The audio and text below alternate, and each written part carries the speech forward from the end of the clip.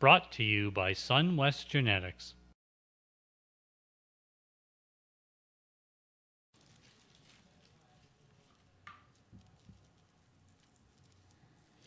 What's up, potheads and political junkies? You're watching Cannabis Culture News Live. Jeremiah here with Carly Marley. It's my co-host today. Hi, Carly Marley. Hi. How are you? I'm doing very well. How Good. are you? I'm good. It's good. And we have some very special guests in the house here in the hot seat. Ramo and Sandy are in the hot seat today, down here, Pod TV, in the Pod TV studio. It's been a while since I've had you guys on the show, like a long while. I can't even really think of the last Been time. really busy, Jeremiah. That is fantastic. That's good to hear. Thanks for having us on the show again, though. Yeah, man, it's good to have you guys. And now it's probably best if you hold the mics. Yeah, we'll get you guys to hold the mics. I know Ramo is always rolling joints. Yeah. So Pretty loud. so we're gonna talk to our guest today about all the cool stuff that they've been up to. Also on the show today, Neil Magnussen. It's the 2-year anniversary of the Cannabis Substitution Project. Amazing. So, yeah, very cool. Yeah. Gonna have him on a little later to discuss what's going on there and some of the latest troubles and other things that's been happening, obviously here in Vancouver with getting a weed supply from dispensaries. We had our first dispensary raid since the legalization of marijuana here in Vancouver a couple days ago, or at least since other things that's been happening. We lost that court case. There may have been a couple in between that we missed, but Vancouver raided a dispensary 2 days ago. That's just wrong. Which Yeah, one? I didn't even know. it's called Hempire. It was just down the street from here. That's not making noise over top or anything, is it? Okay. Hempire was just a couple blocks down from our Cannabis Culture location here. And it's the name. Yeah, Hempire. Awesome name. It's not bad. But we got word that there was a raid happening, so we ran down to see what was up. By the time we got there, the place was shut down. It looked really disheveled inside, like it had been torn apart. Door was closed, all locked up with a back in 5 minutes sign on the door. The on sign was still, or the open sign was still on. And nobody came back. We talked to one of the witnesses that was there, and she described herself being the last person to purchase pre-rolls. And then the cops came in, said, "You don't have a license to do this. We're shutting you down." Nobody came back. Cash. She didn't see anybody get arrested, but she saw them taking a bunch of the stuff out. Sounds like a robbery. It does sound like a robbery. But at the time, we got a hold of some of the media people. Piper Courtney from the Georgia Straight was able to get a hold of the VPD about it. And indeed, it was a police enforcement effort. Right. But the cops said, well, it was related to a larger organized crime investigation, and they served warrants in Abbotsford and a bunch of other places at the same time. Oh. So we're That's trying awful. to, yeah, it's awful, but we're trying to figure out if that means it's a weed organized crime thing and they're going after, they're raiding dispensaries Isn't there now. a game called Hempire or something? There is a game called Empire, not related. Okay. Yeah, those guys are not related. Those guys are cool guys too. They're out of Vancouver Yeah. here too. They are. They're Yeah. sponsors of 420, and they're very good. They've been on the show before. Oh. Yeah, great folks over there at the Empire Game, the app you can download. Yeah. But not related to these guys. There's also a dispensary right next door to them called Cush Mountain Medicinals. I've seen those guys. Yeah, just over on Carroll Street. Yeah, but And Park. but that place is also closed right next door. And the lady, the witness that was there said it got closed a week ago. But it may be a related issue because they're right next door to each other, and I think she's mentioned that they might have similar ownership or something. So we're a lot of questions, not very many answers right now about the raids. So neither of them have reopened. Neither that we know of have reopened, no. But again, other dispensaries in Vancouver have been raided in the past, and it wasn't indicative of a larger effort by the police to go after the dispensaries. Right. Lime Life was raided, a couple other spots, and they said, well, this is organized crime related.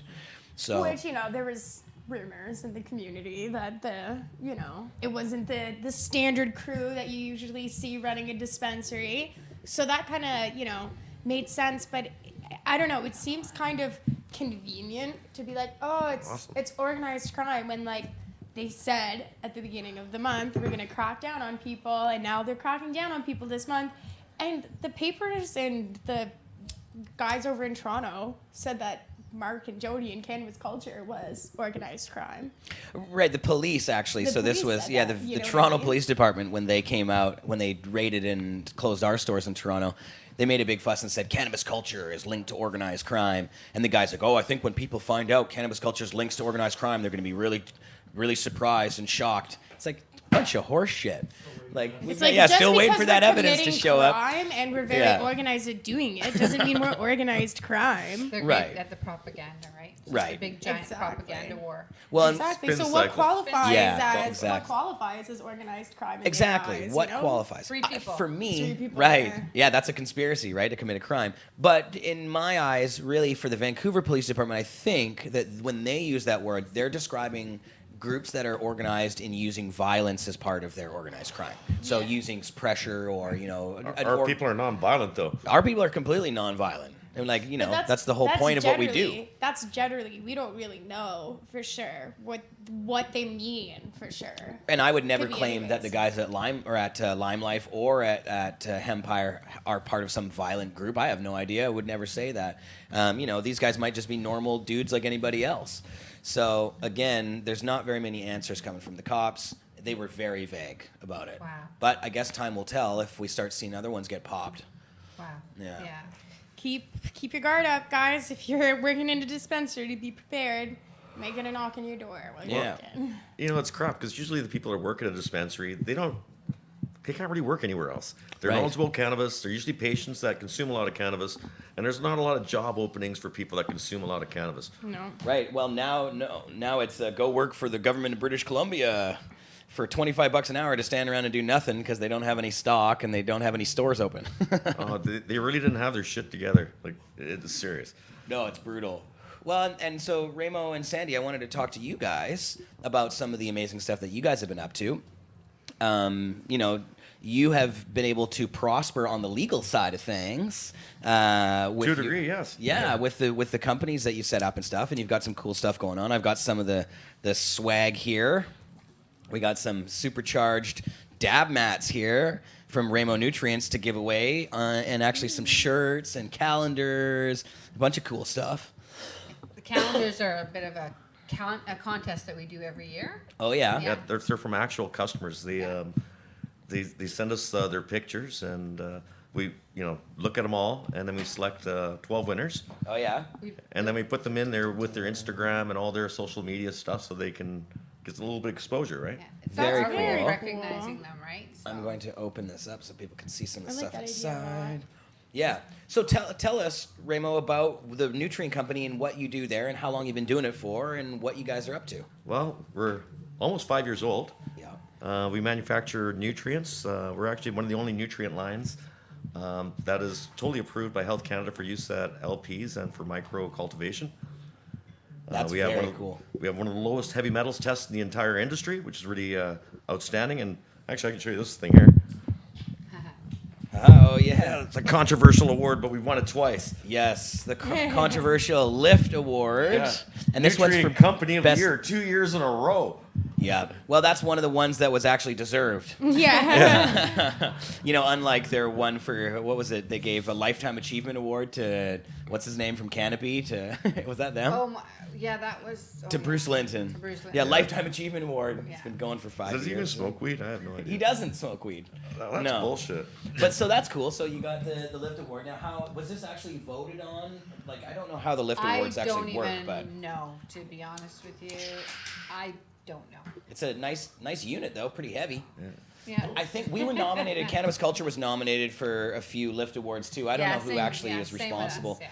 And I know Craig X was nominated for one too, but people started going off and attacking him and saying, BC Bud Gal too. yeah, well, about and the BC same Bud Gal thing. was nominated too, and we got a lot of hate from the chatters and stuff for even being on the list because Lyft obviously has some issues. Yeah. Yeah. Yeah. Yeah. Yeah. But random Well- people voted who they thought should be, in the running and then people voted from there Yeah. too. So it's not our like, fault people want to. It's not our fault. Yeah. No.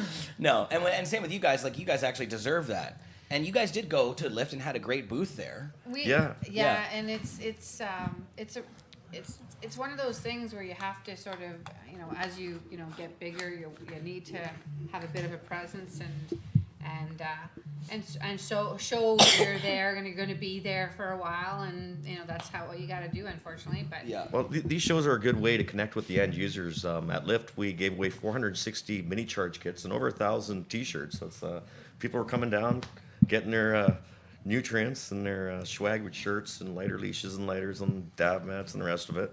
You It guys was were a lot like of fun. a friendly island there when we went to Yeah. check the whole place out. We were kind of walking around. We didn't really know a heck of a lot. There's a lot of noobs there, of course. Oh, You know, yeah. everybody and their dog has a new cannabis business that they're trying to float. It's weird, because we're used to, and the people that have been watching Pot TV for a long time are used to these events like Treating Yourself or the Yeah. ones we've had in the past that are pretty friendly to our community, Yeah. to the old schoolers. The Lyft thing seems to be really corporate, and with a big, huge focus on the legal side of the industry, of course. It's, I think, transitioning, of course, because Lyft started a few years ago. There was more of an illegal thing going on. But, this year there was some problems. Health Canada was there, but breaking people down and busting them for putting out CBD stuff, like the CBD dog treats. They got in trouble, weren't allowed to show off their stuff. And Or talk no. about it. Or talk answer about it. questions because they didn't have like all of their paperwork and stuff. So she was like, no, until you go through the proper means and get licensed and everything. It's like, why is Lyft letting somebody come with a Health Canada booth who's going to go and shut down other booths when those booths paid to be there too? It just... But Lyft's doesn't totally seem in to bed make with the sense. government, and that's the issue. Exactly. So if that's the case, if you're in bed with the government, that's fine. But then don't invite people who could potentially have their booths No. shut down, and Yeah. maybe they've been saving up for a year, and they finally are paying to go to their first That's right, expo yeah. and show off their Yeah. product, and then now that all that money they saved up for their booth is Yeah. No, Saw but there was somebody- a real different vibe there this year because like last year you go there was seed companies, there was vape pens, and they didn't have any of that, and that's a lot because of you're not allowed to do that anymore. a lot of the public would come Right. specifically for these things. Yeah. So Yeah. those people weren't there. So it was, Even Spannabis though has shot. well, they said no CBD at no Spannabis. CBD, no topicals. No CBD at Spannabis No, now. no Yeah. topicals, and that, in fact, Wow. our friends, the CBD crew, Lena and Elizabeth, they Yeah. had to. They gave up their booth this year for the first time. So No kidding. Yeah, so it's even happening. Other people want to control it, right? So. That's Well- bullshit. That's what it is. And it's becoming, it really is. It's really sad to me that as we legalize cannabis, Yeah. it's making everything more illegal. Cannabis was actually more illegal before, or it was supposed to have been. But since legalization, things have actually buckled down, and it is getting harsher for people. All the things that we heard people saying it wasn't going to happen, and like guys like Kirk Tusaw, well, don't worry about it. They're not going to crack Oh, down no, on it's this or getting that. over-regulated now. Yeah, there's a lot. Yeah, there's a lot of overregulation on every single level, and it's going to be that But the there is some government- good, Jeremiah. There is some good. I don't want to make it a big. You can big grow 4 bitch plants session. at your home. You can. Which is unbelievable. Yeah. Yeah. Yes. You Unless can you live in possess 30 Manitoba, grams Quebec. and Yeah. walk around freely with these 30 grams. You can mail 30 grams across the country to your friend. Yeah. And that's not illegal to do that. These are amazing things. Yeah, if you own your own home, this is a very amazing thing. You own your own home. you can grow in your own home. I live in an apartment, so I'll never be able to grow. Unfortunately, What not about on your patio?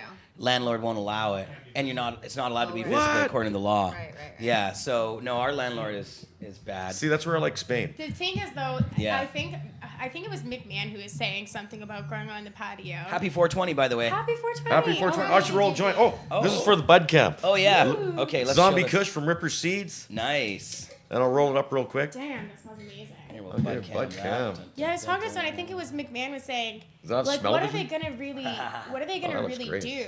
Like, as long as you're not growing just pot on your patio, put a couple other plants on there, and what? Otherwise, is somebody gonna look up from your patio, somebody from across the street, and call and be like, oh, I think a couple of those plants that they have on their patio might be pot. Like, there's People a lot. will. There's a lot People of plants will. that look like pot. So just put make it look like a little patio garden, and then when you see the pot plant, it won't even really look like a pot plant. It'll just look like a garden house plant. My you know? neighbor, Carter, my I neighbor got an asked idea me for out you. for weed. I seen this years ago. A friend of mine's mom's did this when it was very illegal. Yeah. She took little Christmas ornaments about this big. They looked like cherry tomatoes and hung them all over the pot plant. Looked like and put them amongst tomato plants. You couldn't spot it. Like I had to walk right up to it and I go, "What are these Christmas ornaments doing on the tomato plants?" Like, oh, yeah, that's pretty good. Yeah. So there's a tip. Smart. I like that. Camouflage. I love it. Little fake tomatoes. Yeah. Yeah, we should sell bags of them down the store. Fake tomatoes. Fake Yeah, little fake tomatoes. tomatoes. Yeah, clip-on tomatoes. I like it. Yeah, Creating so- a market. But you're right. There are good things, and hopefully things will get better. Right now, this it's great that we can possess 30 grams or whatever and have an ounce on you, or close or just over an ounce on you. But if you don't have any good weed that you can buy from any open stores, then possessing only if you grow it yourself, you'll be able to have 30 grams. The stuff that they're selling at the stores right now, and this is the name of the show today, is there any good legal weed yet? And we're going to talk to Remo and Sandy about that a little later. But so far, we haven't found a heck of a lot. But we'll come back to that because we want to go over more of the stuff here. And we're also we should probably give away some shirts or something, you think? Whatever you want, your show, man. To chatters. We should give some stuff out there. I don't know. Anil knows how to do the giveaways proper. What do you think, Anil? Should we give away a shirt? First person to send a message to us on Facebook. First person to send a message to Pot TV's Facebook page. So that not Cannabis Culture, but Pot TV. Hurry up, Sandy. We might win this one. Yeah, go to the Pot TV Facebook page. Now we'll do another one later for people who don't. Do you have to go to Facebook to win? I guess is that the only place we do it through these days? Best way to do it. Damn. For those who don't like social media, you kind of get screwed. Oh no, that's why Totally, right? you got to be in it to win it, right? Yeah. If they mail us a letter right now, Yeah. but the first letter to arrive, For the first letter to arrive. all So honor done. We Facebook even try does to go suck. with themes too. Like last year we had a calendar, one of our pictures the guy had done, he was from the UK, he had done a 420. Yeah. Oh, in light pop- addict. Yeah, right? Hell of a grower. And so we'll do fall colors and things like that. Very Cool. cool. I know it sounds weird, but it's like, I No, it like looks that. great. That's yeah, neat. try to It's recognize a very cool the, calendar. the people that, they support us and we want to support them. We give a little love back to them. So we send them a box of goodies if they, win. That's So. awesome. We'll throw a Swag calendar box, yeah. and a shirt at the first person who goes What to about the one of chat. these, though? But you Oh, realize, and a dab, a triple pack then. oh yeah, triple need pack. dab mat. Yeah. But you realize, Jeremiah, that the calendar is an essential part, a tool for growing, because you need to know when you're going to harvest, right? Correct. Yeah. Absolutely. So that's why we made the calendar. very smart. That is yes. smart. Yeah, it's most people just make a calendar and it's for eye candy, like the firemen or whatever. This Oh, one no. has These eye are candy our in girls. it. Yeah, Butt porn. We're a exactly. family Butt company, porn. so Yeah. we're a family company. These are our girls. And great photos. Who took the photos? The people that That entered them. that entered them, that was Yeah, their it's a- photos. That's and so then- cool. So we try as much as everybody has they have calendars on their phones. Yeah. Putting your dates in for when you trigger and all that stuff Yeah. just does not work. It doesn't because you don't pay. You get so many notifications that you just swipe and you ignore it. I Yeah. need to have a copy of it somewhere Yeah. for sure. Yeah. And nobody can hack your calendar. Exactly. Yeah, totally. So with the company, have you been seeing things since legalization? Is there more interest in people home growing and stuff? I've heard that Absolutely. the stores are doing okay, like the Yeah. hydro stores and stuff. Yeah. Well, we've noticed a real spike. We've come up with this thing called the Supercharged Kit and Supercharged Mini. And the Supercharged Kits have been flying off the shelf. And it's a 1 liter box with everything you need to grow cannabis in the 1 liter box to grow your 4 plants. That's awesome. And so it's just one thing they pick up and they can go home and it's easy to use, user friendly, and it helps you grow the fire, right? That's Exactly. So cool. I like And that now, idea. is that for any size garden, or how does that work? If That- you have a bigger garden, I guess you need. Oh, we more. got bigger sizes, of Yeah. course, Yeah. right? But Yeah. that product was aimed specifically for the guy that has a grow tent and one light and wants to put the 4 plants in there. The 1 liter will probably get him right to the end, and maybe he's part of another crop too, right? There you go. Depending how big the plants are, of course. And so, Remo, I know that you are an ethical guy. You are, you care about this plant. You care about this, people growing a good quality product. Your stuff, I take it, you've designed your nutrients with that in mind, not just maximizing. Like a lot of the other nutrient companies aren't so good. I think. I realize that. That's why we've created our line. Actually, it's a vegan line, so there's no animal byproducts in it whatsoever. That's amazing. As I mentioned earlier, it's got the lowest heavy metals test in the industry because now they test the cannabis. So what goes in is important. Yeah. So using something like fish emulsion is probably not a good idea anymore because if you can imagine this, fish just swims around the ocean. All it's doing is collecting toxins and heavy metals, and now you're gonna feed that to your cannabis plant. And the problem with that is cannabis is a bit of an accumulator plant. and it'll just suck that all up. Right. So Yeah. that's why we came up with this line, and it's super easy to use. It's good for big growers, small growers. It's not too many parts.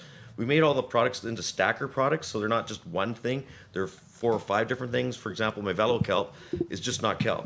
It's 2 kinds of kelp. That's Pacific and Atlantic, but it's cold pressed, so it's liquid. And then we have humic and fulvic acid for mineral uptake, 5B vitamins, and orthosilicate. It's unbelievable. It's like best product we make. Good We stuff. sell the most of it too.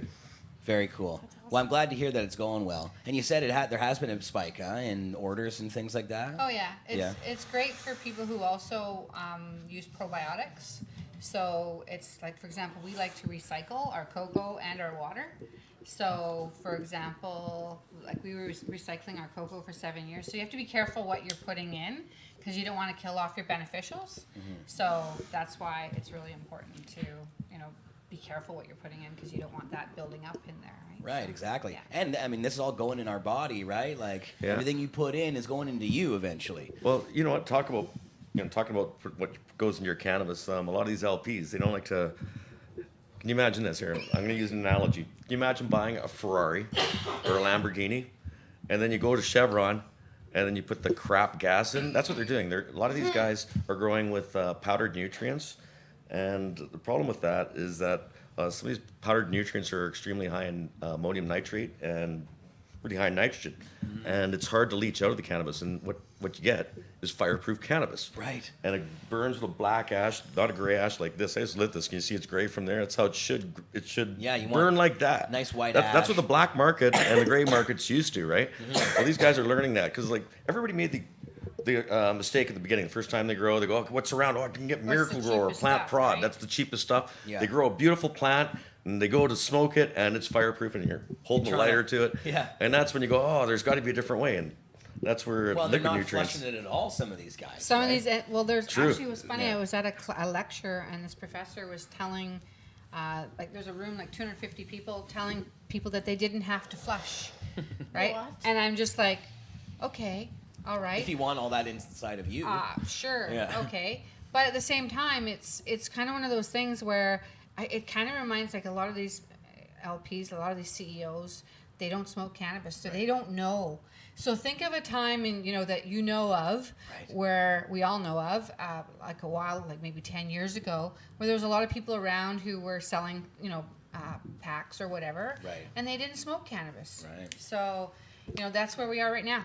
So, Yeah, and it reminds me of Amsterdam. The first few times I went to Amsterdam, there's a lot of weed on the market there, and most of it's not very good because they don't flush it, or they just have so much nutrients Or they left use in it. cheap nutrients. Cheap nutrients. Yeah. Yeah, and you got, and you're, like you say, you're lighting that joint over and over and over again, all black ash, Yeah. and it makes your lips all numb when you smoke it, and you're like, what's going on here? You ever sparked a joint up and see it spark? Yeah. You know what that is?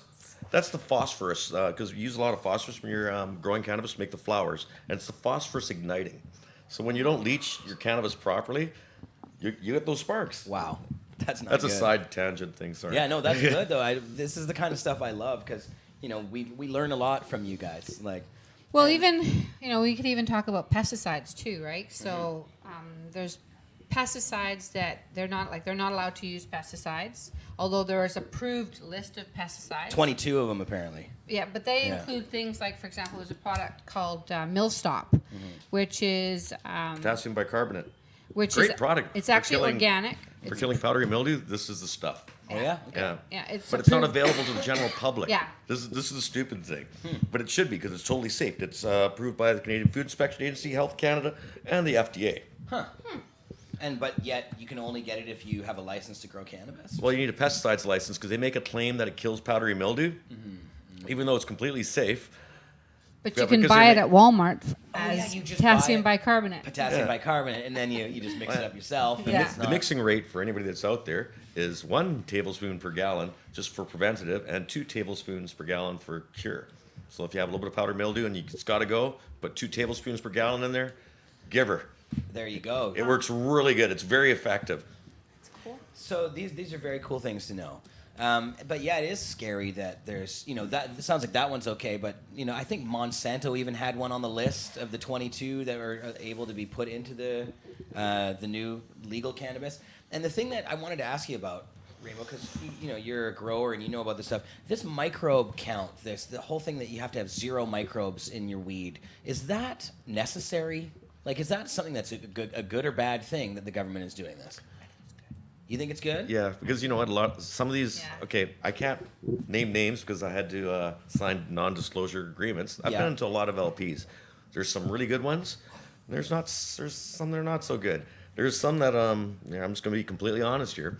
They don't do anything about the powdery mildew or virtually nothing. It just runs rampant. Yeah. And then they just irradiate everything. And then they can pass their pesticides and their microbial thing and say, hey, we're spray free, but it was covered with the stuff. And then they'll trim it with one of those machines like what's it called, a T4? Because it's got vacuums on it and it sucks the powdery mildew off when it tumbles. And all the trichomes fly off as well. Right. So, Shh, don't say anything bad about T4s. Sorry, I guys. mean, yeah. No, Anyway, but that's why they're using it, I'm telling the right? truth. Yeah, but This so is what's doesn't happening. that mean isn't in a way then the system that they've built is a bad one? Maybe not for the microbe count itself, but for the fact that you can use irradiation to get to that microbe level without actually dealing with something like powdery mildew. It just makes your cannabis shit afterwards, I essentially. think people also need to understand what microbes and what the difference is between microbes and microbials. Like, for example, we recommend using microbial products. But that's for the plant and the root. That's for the plant root and the zone. root system. So it's a different thing, right? Right. Than versus microbes because of molds and But bacteria. a lot of this stuff can be killed just simply with UVC. And actually that kills powdery mildew and spider mites as well. So there's ways to get to those levels. A lot of people complain like, well, it's so hard to get to these 0 microbe counts that you have to irradiate it. But you can get to them without that, right? You don't need irradiation. We've done tests on his product. We've actually took the challenge on ourselves and then paid for the test. It was like $1,200 Yeah. to do the test. And you We passed. should have brought it. It We can should've be brought done, that. yeah. Well, But how? that was But last year's you thing. don't. But you're growing in a small facility, though. Well, you know what I'm doing is Yes. practicing closed environment agriculture. So it's a sealed unit that's air conditioned with CO2, and we really limit who comes in because that's usually the problem is people carry Walking in with their. Yeah. Well, they carry the powdery mildew and the mites and stuff in with them. So especially if they have their own garden, so you want to keep those people out. Yeah. You know what I mean? Yeah, exactly. And if you go to an LP, you just see the protocol they exercise there. For example, when I went Yeah. to Severn Acres, you basically took a whole hospital gown, you put that on, Yeah. and then a Tyvek suit, a mask, and It's a the hat, full, everything. different full room? hazmat suit. And that's great. Yeah. You go to the room, you look at everything, you make Yeah. a video, and then you go to the next room. All that stuff has to be removed, Yeah. and this sounds a little redundant. And then you have it to again. suit up again, and you go But in. it's smart. Yeah, But you know because what? they I've don't seen want this- anything mixing. No, because I've seen this before, even in the pepper industry. They'll have the little mats you walk through. Because if you can kill off $1 million crop of peppers just by bringing some stuff in, so you got to be Makes careful. sense. Yeah, when we went, I've been to a couple of the LPs, and they make it. You got to scan into every single room. Yeah, with a key lots of fob. security, yeah. the full gear. I had because of my beard. We had like a beard Yep. thing. Me and too. everything. Yeah. all of it's really crazy. but Actually- of course, that does make sense. I see why they want to do that. It's just a gardening thing. Yeah, and the guys I've seen had more success. These LPs that are having more success are the guys that are trying to mimic what craft growers do, smaller rooms, Right. Because you can control your situation. Then one of the mistakes these guys are doing is they're creating these large gardens. They don't really know how to grow. They're inexperienced, and then they just get in over their heads. Yeah. So maybe learn how to walk before you run. Right. Well, and that's what these big companies, though, they just jump right in with the billions of dollars, and we're going to build the biggest facility ever known to man. It's like, that's maybe not going to grow the best cannabis, though. No, Yeah. you know what? The smaller places, and I've seen a few. They'll be the guys that are killing it. Actually, we're talking about Quest. Right. I went and visited Quest, and actually today's video that's up on my YouTube is Quest's facility, and they have 10 rooms, and they have 45 650 watt Cavita lights per room. They're like I'd call medium-sized rooms, you know what I mean? But it's still controllable. They put a lot of plants in there. They have a great crew for pruning them and Yeah. trimming and all that, and Making it they just happen. try to do a really good job. And Each room's 1,000 square feet. So that was what our question on today's show was: is there any good legal weed yet? And we were talking earlier about Broken Coast. Broken Coast has sort of a reputation for probably being the better of the legal weed companies that are out there right now. Although when we went to Kamloops and bought some weed and got Broken Coast from that store, it was full of mold. It was oh no, It was the worst of all the weed we had. moldy. Wow. It Sorry to was hear the that. moldiest Yeah. weed I've ever come across. It was so bad that after I like just picked up the bud for a second and put it down, my hands reeked of mold. Like, I Can had you to go return and it? scrub But my no, we we- can, we- but we didn't go yeah, through we the didn't. whole We were in process. Kamloops, so- We were thinking about Yeah. going to do it just to see what the process goes like, but We when didn't they have went, time. we went back the next day because we wanted to bring some stuff to use on the shows, and They said they'd take it back. they said they would take it back, Yeah. and they Awesome. were like interested in knowing what the issues were, and For they sure. were like, Yeah. But we figured that's because that had been sitting around in a jar for so long. With a little bit of moisture? A little moisture in it Yeah. would have made that mold. You know, maybe when Broken Coast grew it, it didn't have mold on it. But when you sit in a package for 6 months or longer, it was or only in whatever the it is. package for a month. Was it that one? Yeah, Oh, they well, were all I fairly don't know. recent. The No, no, no. oldest one had No, only no, been no. 2 months that we No, got, and no. that was cookies. No, the ones, those things had been in packages. Some of them had dates and stuff, and me and Yeah. Cookie were talking about it, and one of them was a lot more than 2 months. So maybe Mm-hmm. I'm forgetting things, but I'm pretty sure that those things have been sitting in those packages. The way they were all dried out and stuff was not good. No. Yeah. Like they were, the vast majority of the stuff we got from the legal store were gross little dried up nuggets, and you'd touch it and it turned to dust or crusty. And then, some of it smelled okay and stuff, but we put it under the microscope. None of them had any trichome heads on them at all. that's because it's trimmed with the machine. Yeah, tumbled Yeah. or whatever. And, yeah. So, Well, you know what? But you- Broken you- Coast. Broken I Coast. gotta say, I reviewed some of the cannabis. Yeah. And I gotta say, it's one of the better looking cannabis for sure. Yeah. Like the buds I got were beautiful Great looking. genetics, too. Nicely grown, but this was the problem. It didn't burn properly. right. So for me, I don't know if you had the same experience.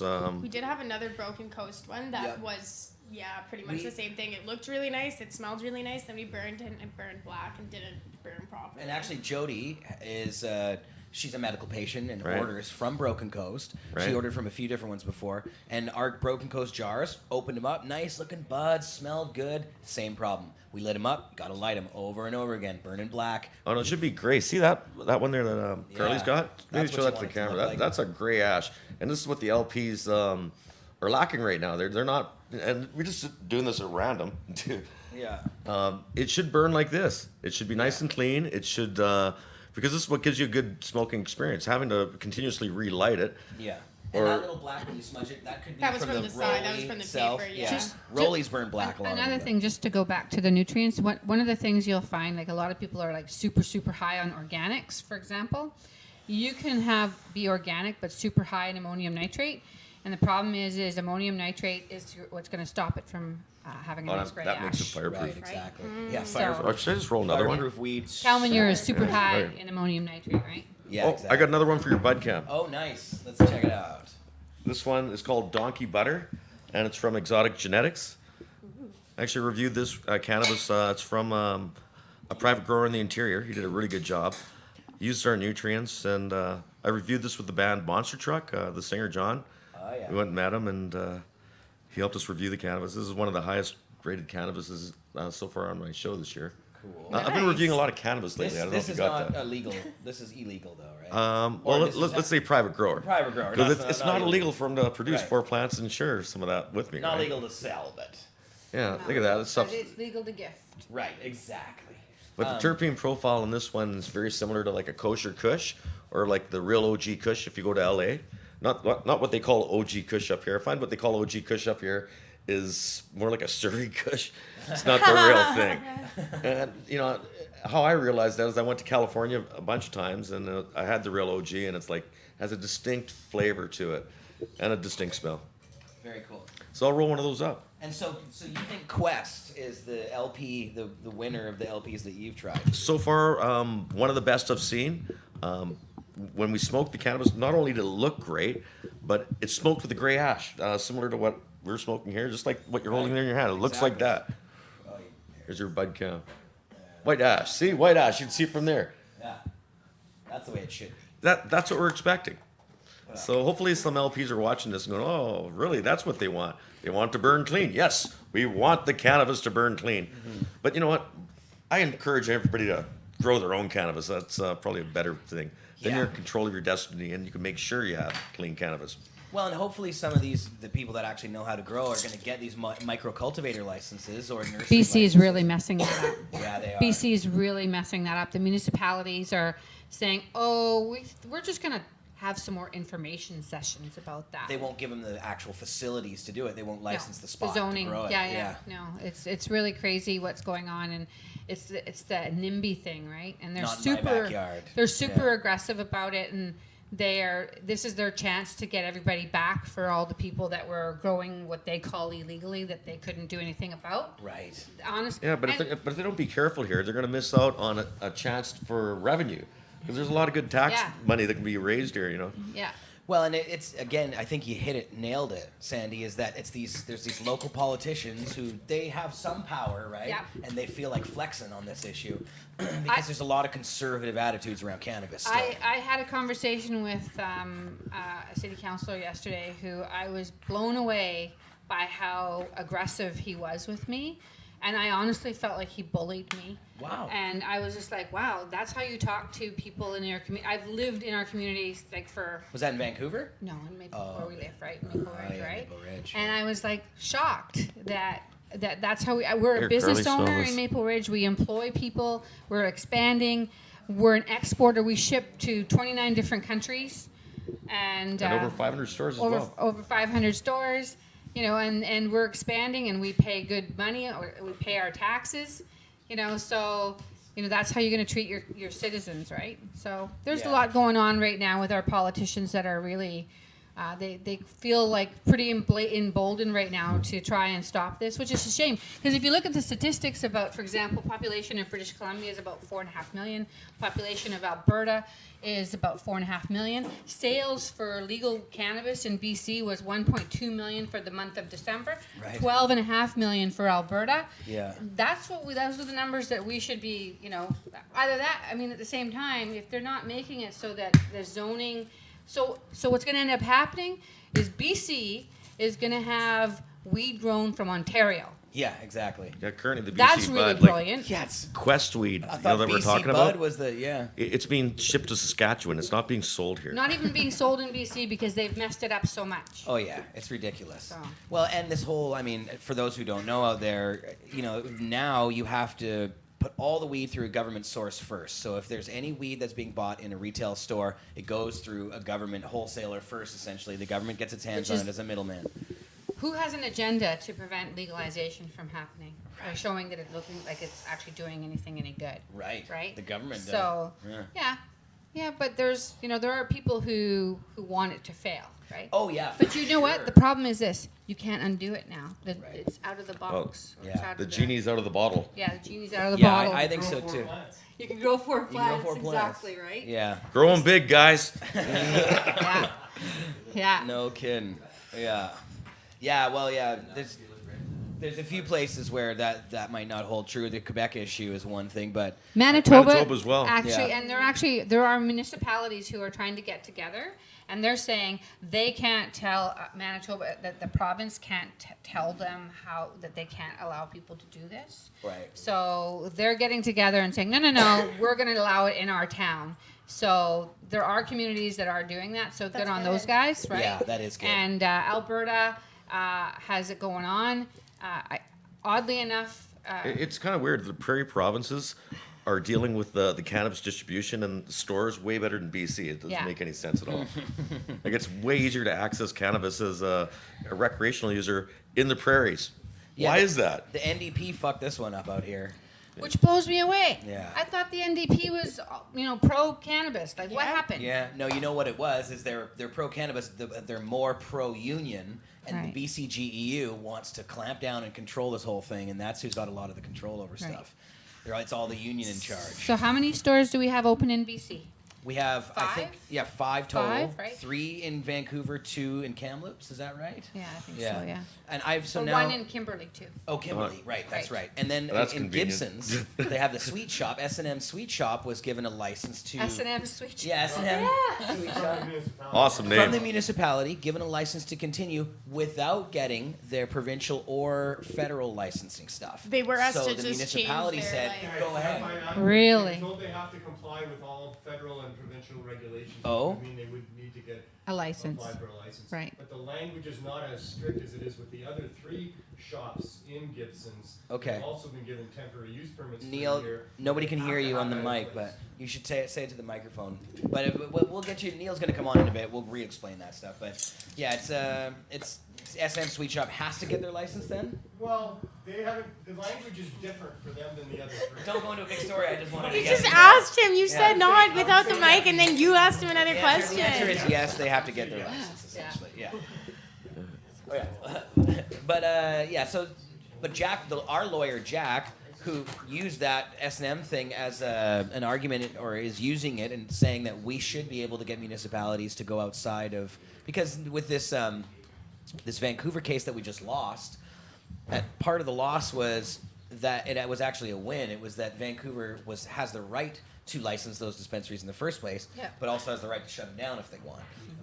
So that should mean that Vancouver should be able to license whatever. You know, if they want to make like an MDMA dispensary, then we should be able to have that too. Crazy.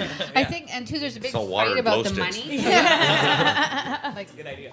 like the provinces right now, for example, if you contact the Cannabis Secretariat, like there's a dollar over the processing fee, right? So the feds take 25 cents of that. Yeah. The municipalities wanted 40% of that. But right now, the province is saying we're not making any money, so you get nothing.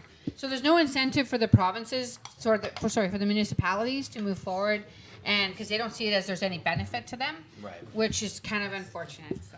Very. Yeah.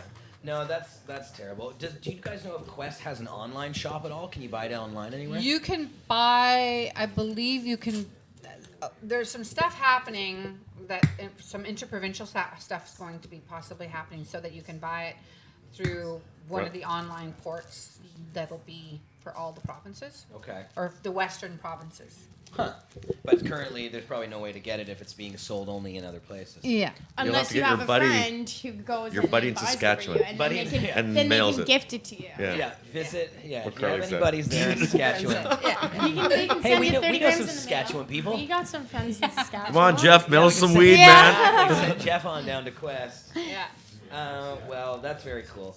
Well, so I guess that's really the only the other LP that I think had some good pre-rolls was Whistler pre-rolls. Those were the only of all the stuff we had in Kamloops, all the weed. It was, but they were busted up, so you That's couldn't the really thing I was tell. gonna say, But when yeah, we it's hard to smoked them, at tell. least they burned nice, and it wasn't like all the other stuff. And the thing is, it wasn't super flavorful, but it was a pre-rolled joint. It was a so pre-rolled joint. It's they Yeah. never really are. So, But at least it didn't make you cough and It hack. wasn't like we were grossed out and thrown off like we sure were Right. with some of this. How much we did were it pretty weigh? sure it was. Was it a gram joint or? They were 0.5 joints. 0.5, Yeah, right. and So we- the but Quest they- ones did are we 1 weigh gram. We did weigh them, and they came in a big, huge package. We weighed everything. Yeah, actually. we did weigh everything. Yeah, I was and trying to remember if we brought They a scale came in or a not. massive package for 3 joints is all you got, and it was like a big flat pack, or 2 joints was in it. Oh, they got to And get the pack is better. like They got to that get real in big? this packaging, you know. know, Because when I bought weed when I was younger, and even recently, it would come in a baggie. Yeah. And it wouldn't be in like That a is a- Russian doll where you're opening 10 different things to finally get the thing in the middle. Even you baggies aren't imagine? necessarily environmentally friendly here. No, but you should zip get the a top and reusable it's sack. that locks in the Reusable freshness, sack, right? Like lunch bags, Bring your right? glass jar back, and they Yeah. can fill it up for you. Actually, I think That'd be the one of them best. is Yeah. starting to do that. So cans are starting to become a thing too. Cans, yeah. Cans, because they can actually fill them with nitrogen. Just like the gray The market. cans, And- though, I've gotten some of the canned weed before, and I've had some brands that give you a little top. Yeah. But then I've had other brands where I received it, and there was no little top, and then you peel it off, and you're like, "Ooh, this is a nice eighth," and then you roll up a joint, and you're like, What do I do with it? "And now what do I do with it?" You know? They're not And supposed to there's do that. It's there's supposed to have a actually- childproof lid. Yeah, Yeah. and there's a few that we bought from the store that were like that too, and there was just like a little plastic bin that you peeled a like little sticky tinfoil paper off, and then it was just little nugget there. And I thought to myself, like, I know a lot of not chronic smokers who really like weed, and this gram we have would last them like 3 joints realistically. Oh, okay. So it's like What this Carly's trying to doesn't say really is make there's sense. no way to seal it back up. There's no once way to it's seal open. it back up. Yeah. So on top of all the packaging that they're giving us and all the plastic that's being wasted, it doesn't even keep your weed fresh. You No. can't even use No. it again. Yeah. It's just garbage. Well, it's not Then fresh you by gotta the dump time it in you your get own it. bag Yeah. or jar, right? It's Yeah. true. Yeah. The Yeah. serving size is 100%. Yeah. You know, it's funny. Yeah. I did a video recently. It was called 7 Kinds of Legal Cannabis, and a friend of mine went to the cannabis store, purchased these 7 kinds, and I thought, great, this is a great opportunity to show the weed off. Let's document it. And so we showed all the weed, and then we weighed it. This was shocking. Those guys at the LPs, they got to get their kills checked. 2 of them were off, like underweight. Yeah. None of them were over. Yeah, no. No, I think the majority of the stuff we weighed was under, but it wasn't by much. Not by much. No, it was like under by a couple points. I Still think and then shouldn't the be fair under. one but that you was know- over. Shouldn't be under for that kind of No. money. Forget that. Yeah. It should be a point or 2 Especially- over, like, you that's know, the in the thing. gray market. When right? I was a In the weed green dealer, I market, always you weighed up. You always There you have to go. weigh The up. green market. The green I'm market. That not. one. I'm not paying. I don't want to pay for stems. I'm not smoking that. I want to pay for the shit I'm gonna smoke. So I mean, everybody always throws in a little extra, and it's like almost painful that the government doesn't realize. Like, I bet why you not there's make a it rule. a baker's dozen? Like, I why bet you not there's just a throw a rule. little bit? I know. I bet you there's some stupid rule that says you're not allowed to be over. Exactly. So then Yeah, they all it's have the- to it's go the rule of 0.1 greed under because of it's so hard to get it corporations. Yeah. exact. Yeah. You can't have sales, right? Yeah, no, you wouldn't want that, right? No, see, these guys don't really give a fuck. They don't care about our community. They don't care about the people because they haven't looked into it enough to actually care. If they Sure. did, Yeah. the proof is already there. If they did care, then we would see good weed coming from them. Yeah. And that's really, that's all Well, the proof there is you good need. weed, but it's far and few between. Yeah. So right now, what you're looking at is maybe a ratio of maybe 15% of it's good, and Right. the rest of it is not so good, or what, you know, because we're used to really good weed. Yeah. Because we're spoiled. We Yeah. had these dispensary system here that served up the best craft, you know, Yeah. cannabis on the planet. Like, face it. Yeah. You know, these guys were doing some really good work. When you got BC the top Bud, shelf stuff, baby. it was the best, right? Yeah. And now you're comparing that to these LP consumers. That's you know, Yeah. the bench is already, you know, the bar's already up here, so That's- they got to be better than that. Yeah, exactly. The other thing too is the lack of supply issue, right? So where is it going? So they're selling, and why? Obviously, they're selling it for more money to Europe, right? But there's only, I think, 7 of them that are allowed to do that. But so other LPs are selling to those guys, right? Because they're getting more money. But Yeah. there isn't a lack of supply, really. The supply is there's an abundance out there. I think they Not should- in that legal. But what they should do is they should actually have an easy solution here. Yeah. And this is common sense. What they should do is maybe because a lot of these guys, micro growers, they're already growing cannabis and they have cannabis. Yeah. They should allow them to test, give them an interim third-party license, test. get the weed tested. If it tests okay, they should have the ability to sell it to whoever they want, to an LP, to a store. It's never going to- to happen. No, but this would But solve that the is problem so- you're right, instantly. that would It's a solve great the idea. problem. It's a That great would. idea, but And it's unfortunately- common sense too, and a lot It of is. you know because a And lot They're of not. people. It's not. They're No. not logical, so they'll So- never I think. know, that. So but they do- won't think of the logical No, solution. But it would be a Yeah. great way for people from you know the gray market to transition over into the legal market. Then they'd have the Totally. money to be able to do it instead of having to get partners or get some weird deal happening where or somebody bank loans. Well, the banks No, won't talk but to But you. the government would hate that As because you then said, how would that's them and too all the logical. ex-cops make money? Yeah. Right? Well, and that's really what it's about because there's no argument that makes sense to not do that. And the only thing that makes sense is that they want to control it and they want to only have rich people or their buddies or whoever be able to get involved. You have to have a lot of money it's pay to play, right? Yeah. And also you know who I has like- the money to I like the models or some of the things that the reparations that are happening in the states, where in other words you're required to bring somebody on who's actually served or had a conviction in order for you to even get a license. yeah, the That's exact amazing. opposite. So yeah, That's the way it so should but be. the problem, I mean, how do we get to that point? Look at how far they're so much further ahead. Oddly enough, Yeah. even though we have legal recreational Yeah. federally, they still in some ways are just a little bit further ahead on that. I mean, a lot of them they're starting. Not only are they getting rid of, charges for cannabis for possession, but they're getting rid of other charges related to cannabis. So it's kind of cool. Yeah. So. No, that the U.S. I think we definitely need. Our government was supposed to go down there and come back with best practices, but really what they came back with was just a bunch of How all the much more nastiest- can we restrict it? Yeah. Exactly. No, it's brutal. Oh, so who won the gear? 420 Wild Dragon. Ah. Congratulations. 420 Wild Dragon won the gear. He's asking who won, so hopefully he knew. We should give away another.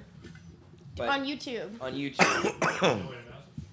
Well, how about the first person to comment On- Supercharged on YouTube? Yeah.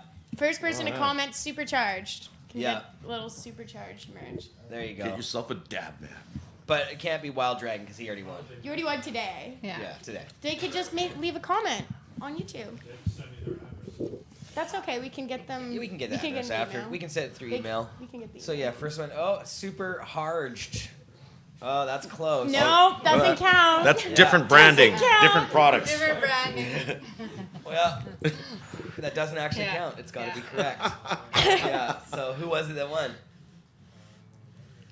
And so it said that one. Supercharged. That one has the word supercharged in it, but that doesn't count as just supercharged because you said it has to be just supercharged. So it was olden days. Here, I'll trade you. Is that right? Olden days. What's that? Oh, is that the lounge? Oh, that's the They lounge. went We're like putting all of a the sudden we music heard way music. too loud. That's funny. It sounds super chill. Yeah. Yeah, it does. But they must forget that there's. It's probably oh, copyright. there we Oh, go. there They we go. figured it out.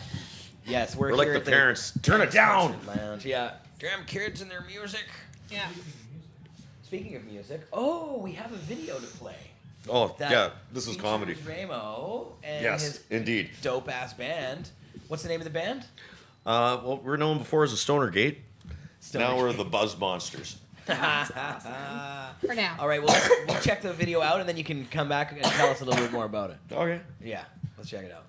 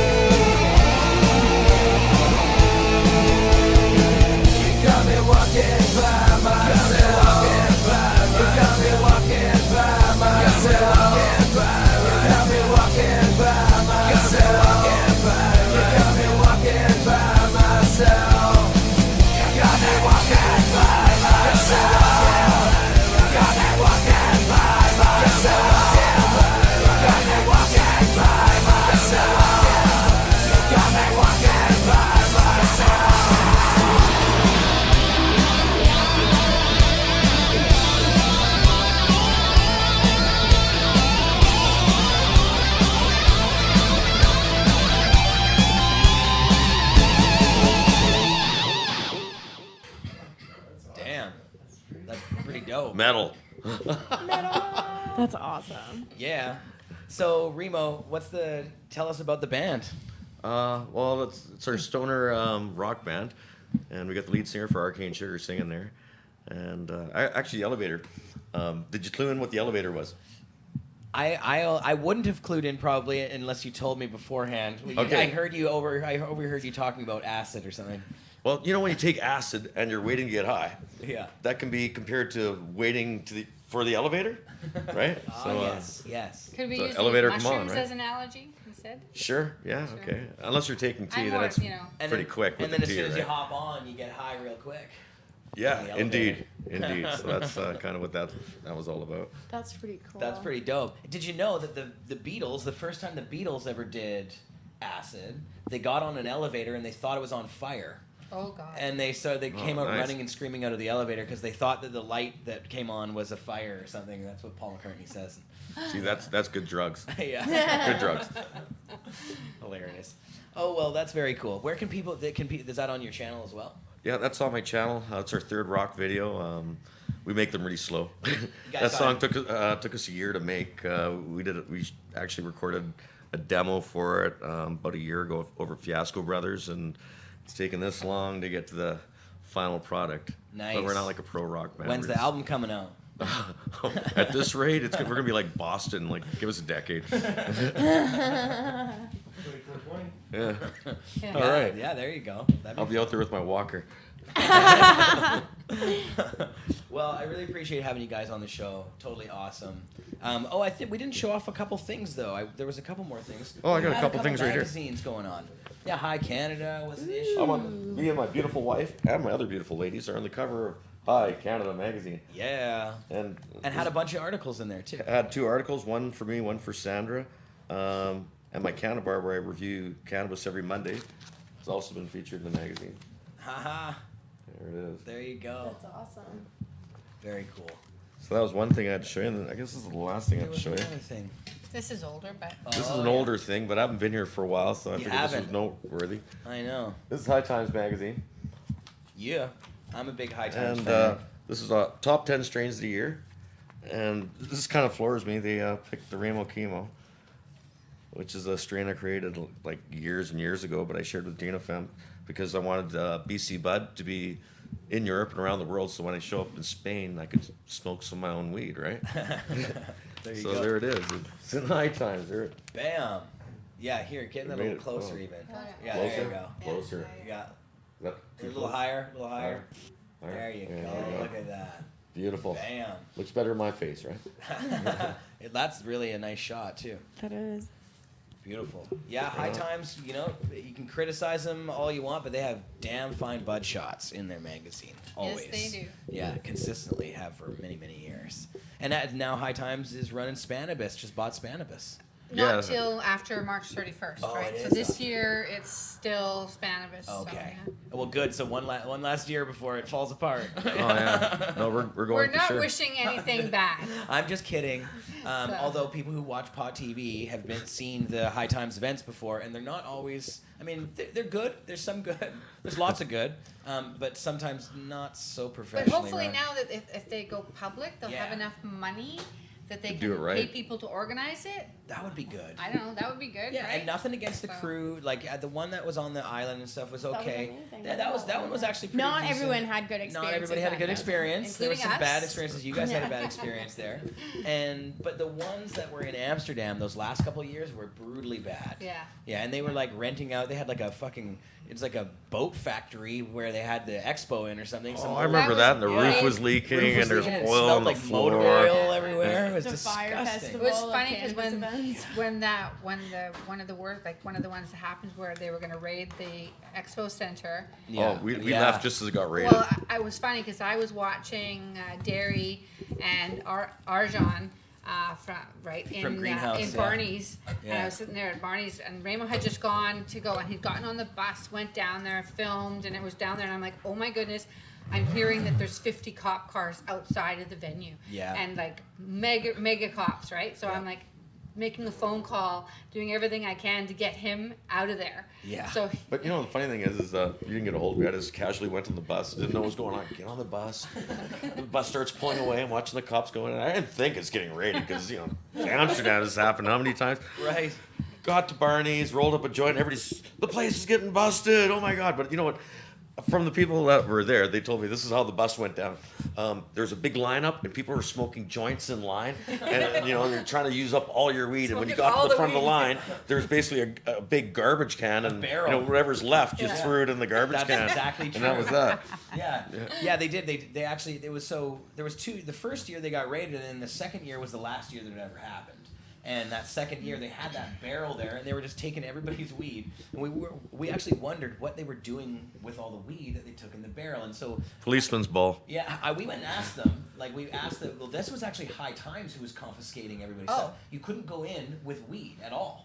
Right. So High Times was making people give up their weed on the way in. That's just wrong. It was brutal. And actually, that was a funny year because Ben Dronkers from Sensi Seeds got into it with Steve Hagar, who was the editor of High Times at the time, and they got into a big scrap right in the middle of everybody because the cops came in. And I know what happened. The Sensi girls were walking around handing out free weed to everybody that was watching this panel or whatever, right? Mm-hmm. And Ben was there, and other people were there. And then the High Times security people, High Times guys, sicked the security on the Sensi girls and grabbed them, and were trying to get them out of there. And Ben got upset. Ben Dronkers, he's like, "Fuck you! Let go of the girls. This is wrong. They should be allowed to give away the weed." And so he was like poking the bear, trying to give away weed in there, right? Yeah. And Steve and him got into it real bad, and it was like, whoa! We filmed it on Pod TV. It was great. But right place, right time, I guess, for some dramatic video, right? And Brittany was there actually, and Brittany stood up and she's like, because there was like undercovers that were grabbing the girls, and she's like, "They're fucking pigs!" She like yelled it out in the middle of the thing really loudly, and that started a whole crazy thing. It was a crazy year. Brittany Wood. That was the last year they did it until recently. Amsterdam in a couple weeks here to sort it for a couple days and see what's going on. We can Cool. relive some of that. Relive some. Yeah, see well, what didn't the scene is. they brought the cup back, didn't they? Like a couple years ago. Well, no, they brought it back, but the problem was they gave people 2 weeks notice. Right. Yeah, not a lot of promotion time. No, that doesn't give you any time to grow the weed. Right, and or sell any tickets. Yeah. Selling tickets. Yeah. No kidding. So, Huh. yeah. Well, hopefully, that was our High Times tangent. Hopefully, they'll get their shit together. I still love High Times no matter what. They've been doing it for so long, and Well, they're the first ones. They're the originals. yeah, they are. Yeah, back in the day, man. The Smugglers put that one together. Yeah, what's Tom Forsad? He pretty crazy guy. He was. There's a story that should be a movie. Tom, he ought to be a movie. Have you guys know his whole story? We won't get into it now, but look him up. Tom Forsad is his name, right? The founder of High Times magazine back in the day. Crazy guy, drug smuggler, weed smuggler. Weed Yeah. smuggler. All right. Well, thanks guys for coming on. Really appreciate it. having us on. Totally awesome to have thanks you for on. having us. Drop tell people where to find the videos. We're on YouTube at Urban Ramo. Check us out. We usually put out 4 videos a week. We try anyway. With Marijuana Monday, our review video, and Hash Wednesday. Find us on Instagram, same one, Urban Ramo. So, and I try. We We basically got lots of social media. We also Yeah. have 1-855-HEY Ramo for grow questions for anybody that's using the That's products. awesome. There you go. And we have 5 operators standing by. Basically, they'll answer any grow questions from say 8:30 to 4:30 Pacific Standard Time anywhere in North America. What? That's awesome. Amazing. That's and a then fantastic usually on social thing. media all the other times. Yeah, That's great. Yeah. Excellent. we're out there Are you guys coming to 420 this year? for sure. Wouldn't miss it for the world. It's going to be a big one. It's People going to be keep huge. asking us to go somewhere else, and we're like, no, we're going to Vancouver.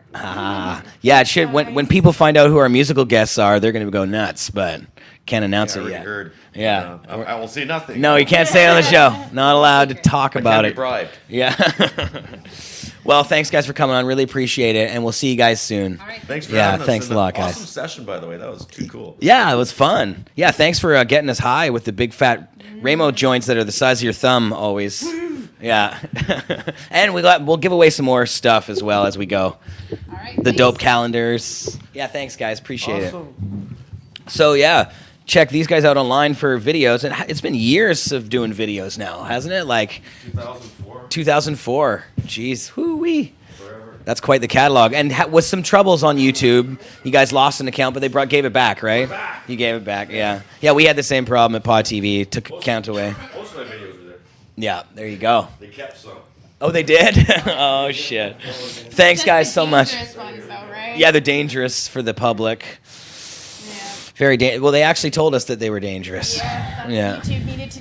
One of the videos Look at what I that got. taken down for good was one of Johnny B's hash making videos. Yes. It was taken down because it was dangerous. Dangerous.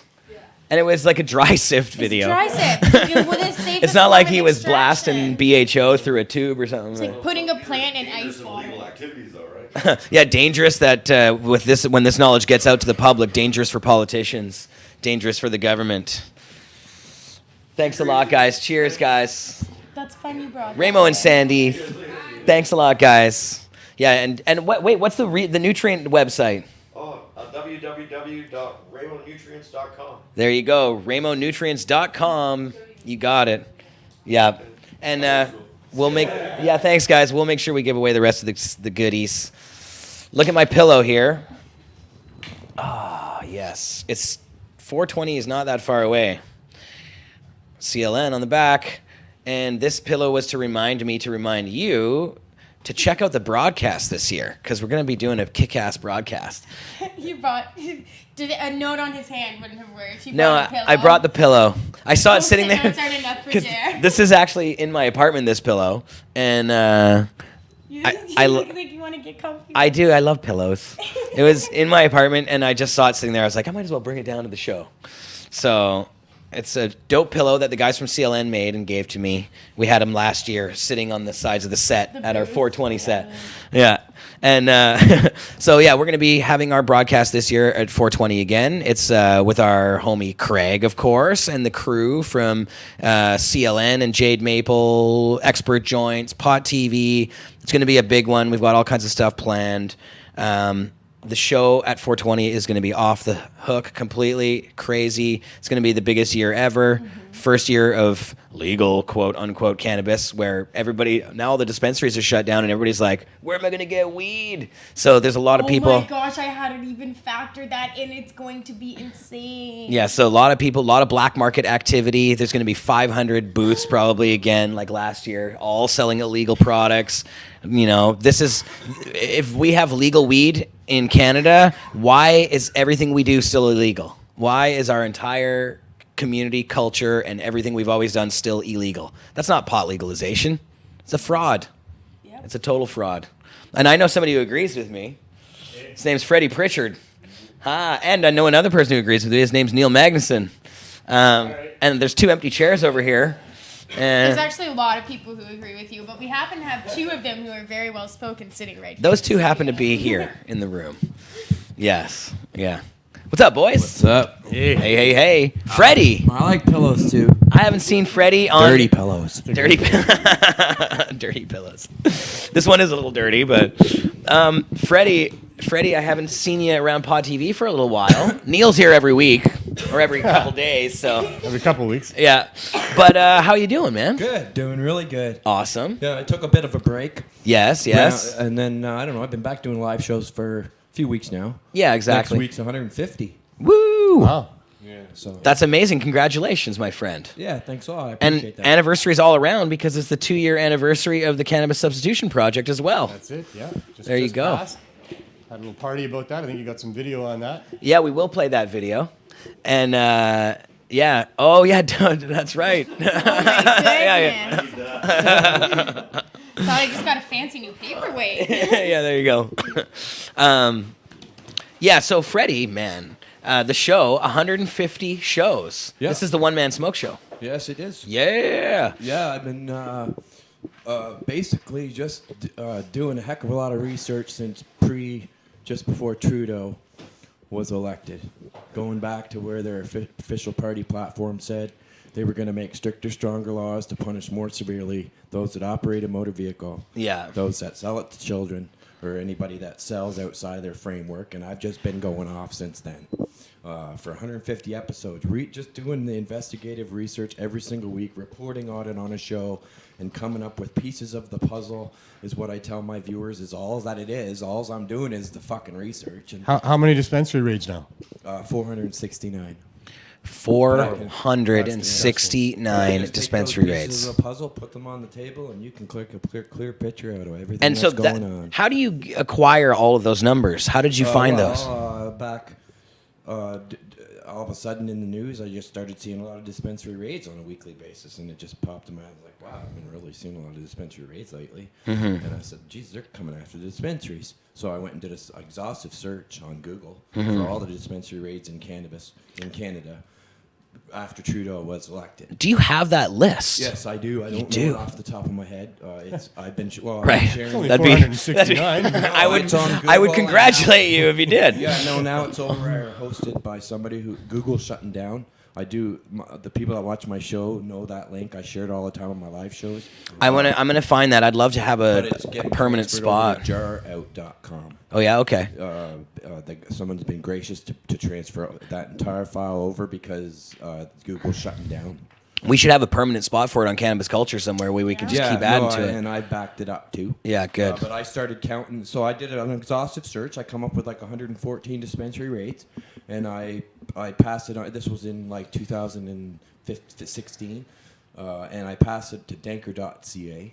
They came back with like 25 more, and they got the links to every single one of those. So Yeah. I took that from there, remember and that. I've been putting them over at this other place every single time, every single day, Jer. I search on Google dispensary rates Canada. Yeah.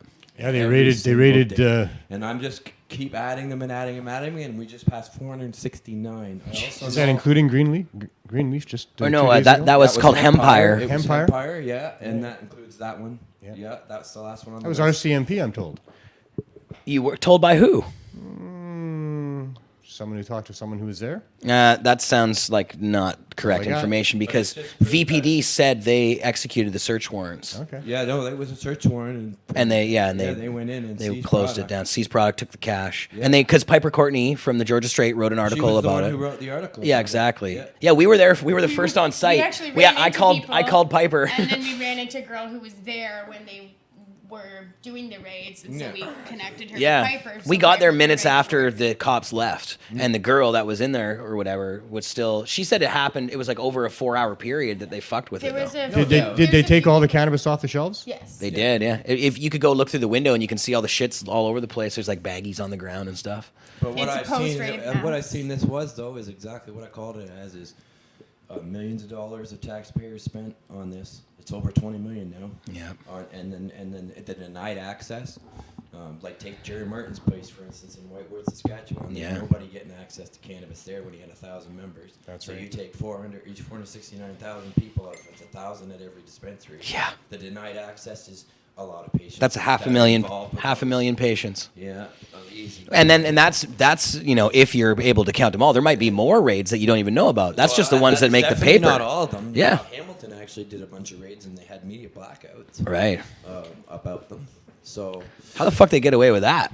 yeah, Media blackouts. And then the bottom line is this is proof of the control because the Cannabis Act is very clear. There will be no illegal weed, and the only dispensaries that will exist will sell the legal LP weed. Unfortunately, Well, it's everybody's not my just legalization. everybody's gonna have to go black market style. You said Well, it we was saw our- 469 dispensaries, is right? what I'm up to. So that means that all those dispensaries that have been closed, if they had an average of 15 employees on staff each, which makes sense for a dispensary, Yeah. that's 7,035 jobs that have been lost. Super. And we all know how much Trudeau likes Excellent saving point out jobs. there. I never Right? thought of Yeah. Yeah. Trudeau loves saving jobs so Yeah, much so that it he's kinda willing. conflicts with that. He's willing to order his attorney general to break the law to do it. Yeah.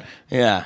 These fucking pricks. Yeah. But it's These not guys, working. It's they're not just working such because weasels. I bring this to everybody's attention, Jerry. You don't have LP weed on your table. No. Carly's not smoking it. God, Neil's no. Not. Neil's not. I'm not. Hardly Nope. anybody that I don't know anybody. Oh no, it's back to Throwing the out black legal market, weed. man, for me.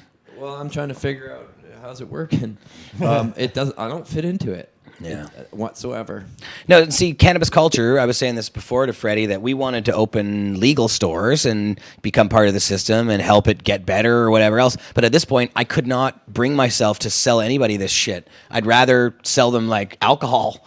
You know, you I'd got a rather taste sell of them, it I'd now. rather sell you a poison. Like I just don't think that they should be selling the product they're selling now. It's not good for people. It's absolute trash. I've seen you guys do a video. Yeah. You too, Carly. I seen you guys drove up there to Kamloops. We I thought- did. Only Yeah. time I've ever smoked it, and I just needed to know for myself so I could So say immediately, how though- shitty it was. I was there that day. I remember what it was like. You know, Yeah. we had all that overpackaged weed that we opened up and looked at. I even smelled it.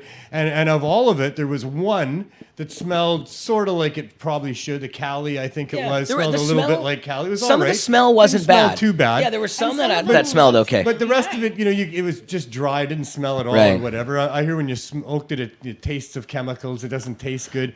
But, that's Didn't the get anybody opposite of high what either. Our culture's all about. Our culture's about going to a house, going to a party, sitting around with your friends. Everybody pulls out or somebody pulls out a bag of weed and says, hey, look what I got. And you smell it and you go, oh, man, that's some dank shit. Yeah. But, it's like that's what we're all about. They're trying to destroy the goodness of cannabis, the culture around cannabis, how cool and good it is. They don't Yeah. want it to be like that. No, they literally, and anybody who says that they're not and that we're being hyperbolic is full of shit. Because listen, if they're not trying to destroy our culture, why do they have specific rules in there that say you're not allowed to talk about how cannabis is a lifestyle or how it's a positive thing? Or can't glamorize it. right, no glamorizing. They have this whole fucking list of things that you're not allowed to address with cannabis. You're not even allowed to tell people where to go after they smoke it. Correct. And Although then- there was this isn't cannabis just for products in the store, swag bags for the Oscars this year. I thought that was pretty cool. I heard just that. for people who are working in stores. It's like a rule that like what we're doing here right now in the studio, where we're like we smoke weed all the time and it's fun and this is part of our culture. That's a big no-no. You're not allowed to do that anymore in Canada. You're not allowed to make cannabis as a lifestyle seem in any way appealing. The whole In idea. Quebec, you can't wear a cannabis fig wear image on coffee. your shirt. Even And the it's name, legal, the federal. name Cannabis Culture. If you were going to open them legal stores, though, JRC, that wouldn't be the legal name.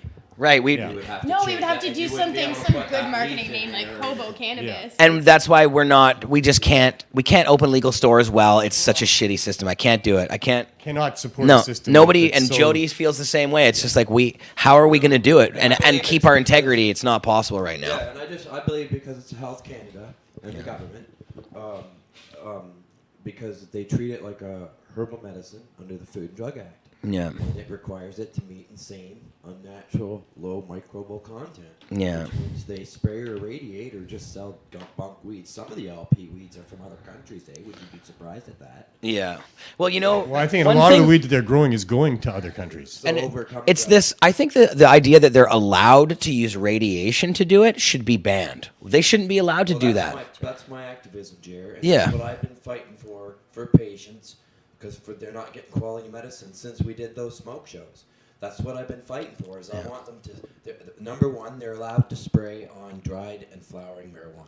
That's got to be lifted off. Yeah. You should not be allowed to spray anything on flowering. Well, Freddie, and dried number two marijuana. is that And this number isn't even two- for medical patients at all. It's not even designed for them. They don't even have any provision for medical patients at all. So And then they it's have to just stop insane. they have to stop the radiation, which evaporates approximately 30% of the heads. If you don't know cannabis, you know that directly takes away 30% of the flavor, taste, aroma, and effects. Holy shit! It's 30% shittier weed. I had a doc. Freddie, they're having a bit of trouble hearing. Maybe direction. Point it straight at your mouth instead. I had a There you go, doctor like who's that. involved with the program at UBC with the cannabis program there tell me that in her opinion, the destroying of those heads and those trichomes is taking the soul of the plant out of the plant. That's what she said to Yeah. me. Well, that's exactly it. It's And where that- all the fucking they good have to- shit is. So they have to stop treating it like a herbal medicine. But you can take a tomato out of your garden or a head of lettuce, or one of your own grown buds and put it on the table, and it wouldn't pass Health Canada's too low Right. microbial content to pass. So that's got to go through produce this products. irradiation or be sprayed, or it's just can't be much of anything that's there. Well, Ramo was saying that there's ways to get the microbe levels down by using natural products. You don't have to use radiation. You can actually And use. he said he's done it himself. Yeah, and he says, but of course he did say that the larger the grow facility, the more trouble you're going to run into. And when you're doing small batch stuff, it's a lot easier to control those microbes. You Well, do it in a I'm big factory, it's not I'm possible. more led to believe old school than that, Jer, because I believe that cannabis is safe. Yeah. I never heard nothing so stupid in my life about microbial contents on my cannabis until legalization. Yeah. Well, not Now, all of a microbes are sudden bad. that's what I mean. It's just, I mean, come on. You grow a head of lettuce and you pull it out of your garden. You're worried about them. When were you ever worried as the microbial content on that lettuce that it didn't just go on your dinner table? I always say What Remo was cannabis saying, grows in though- dirt. What Remo was saying, though, is Good there's a point. difference Yeah. between- There's a difference between microbial and microbe. So Right. There's good things like adding certain things to weed that you want to add microbials, but like the microbes, That's things like powder and mildew. That's Right. like mold. That's shit that it's just bad. It's always bad. You know, well, That's what Remo is just. we've smoked for thousands of years. Billions of doses. 10,000 years of planet Billions truth. and billions of doses. That cannabis is still the safest, most benign plant on the fucking planet Earth. Yeah, yeah. And I am not going to sit around and say, hey, my buddy's got to have a microbial content or a microbial content or whatever before I all of a sudden start buying his weed. No, usually for my test is look at it, smell think it, Health taste Canada it. Does it needs to burn? lift that. Does the ash burn white? Smoke a little bit. Does it give you a buzz? Yeah. You know? I I've think never. they need to lift that or raise the levels considerably. Yeah. As They soon as need to you get the pass hell out of cannabis it. through radiation, you lose 30% of the heads. Well, But and- that's why when you open them bars, them jars, it ain't the dank Yeah. compared to the jars you're opening They of need the to stuff get the you're hell there's out of nothing. the business, and to the same extent that they're out of the blueberry business. They just, how many tomatoes can you grow? Right. How many blueberries? I mean, there's no need for this. They're wasting our money. They're still continuing to stigmatize a huge population in Canada with these ridiculous rules. I mean, they got all these warnings on their cannabis. that's right. And it's their cannabis. I get it. Their cannabis is dangerous. It needs to have those warnings on it. One of the cannabis warnings in says it general creates on the green psychosis. market does not need all those warnings, and we do not need protection from it.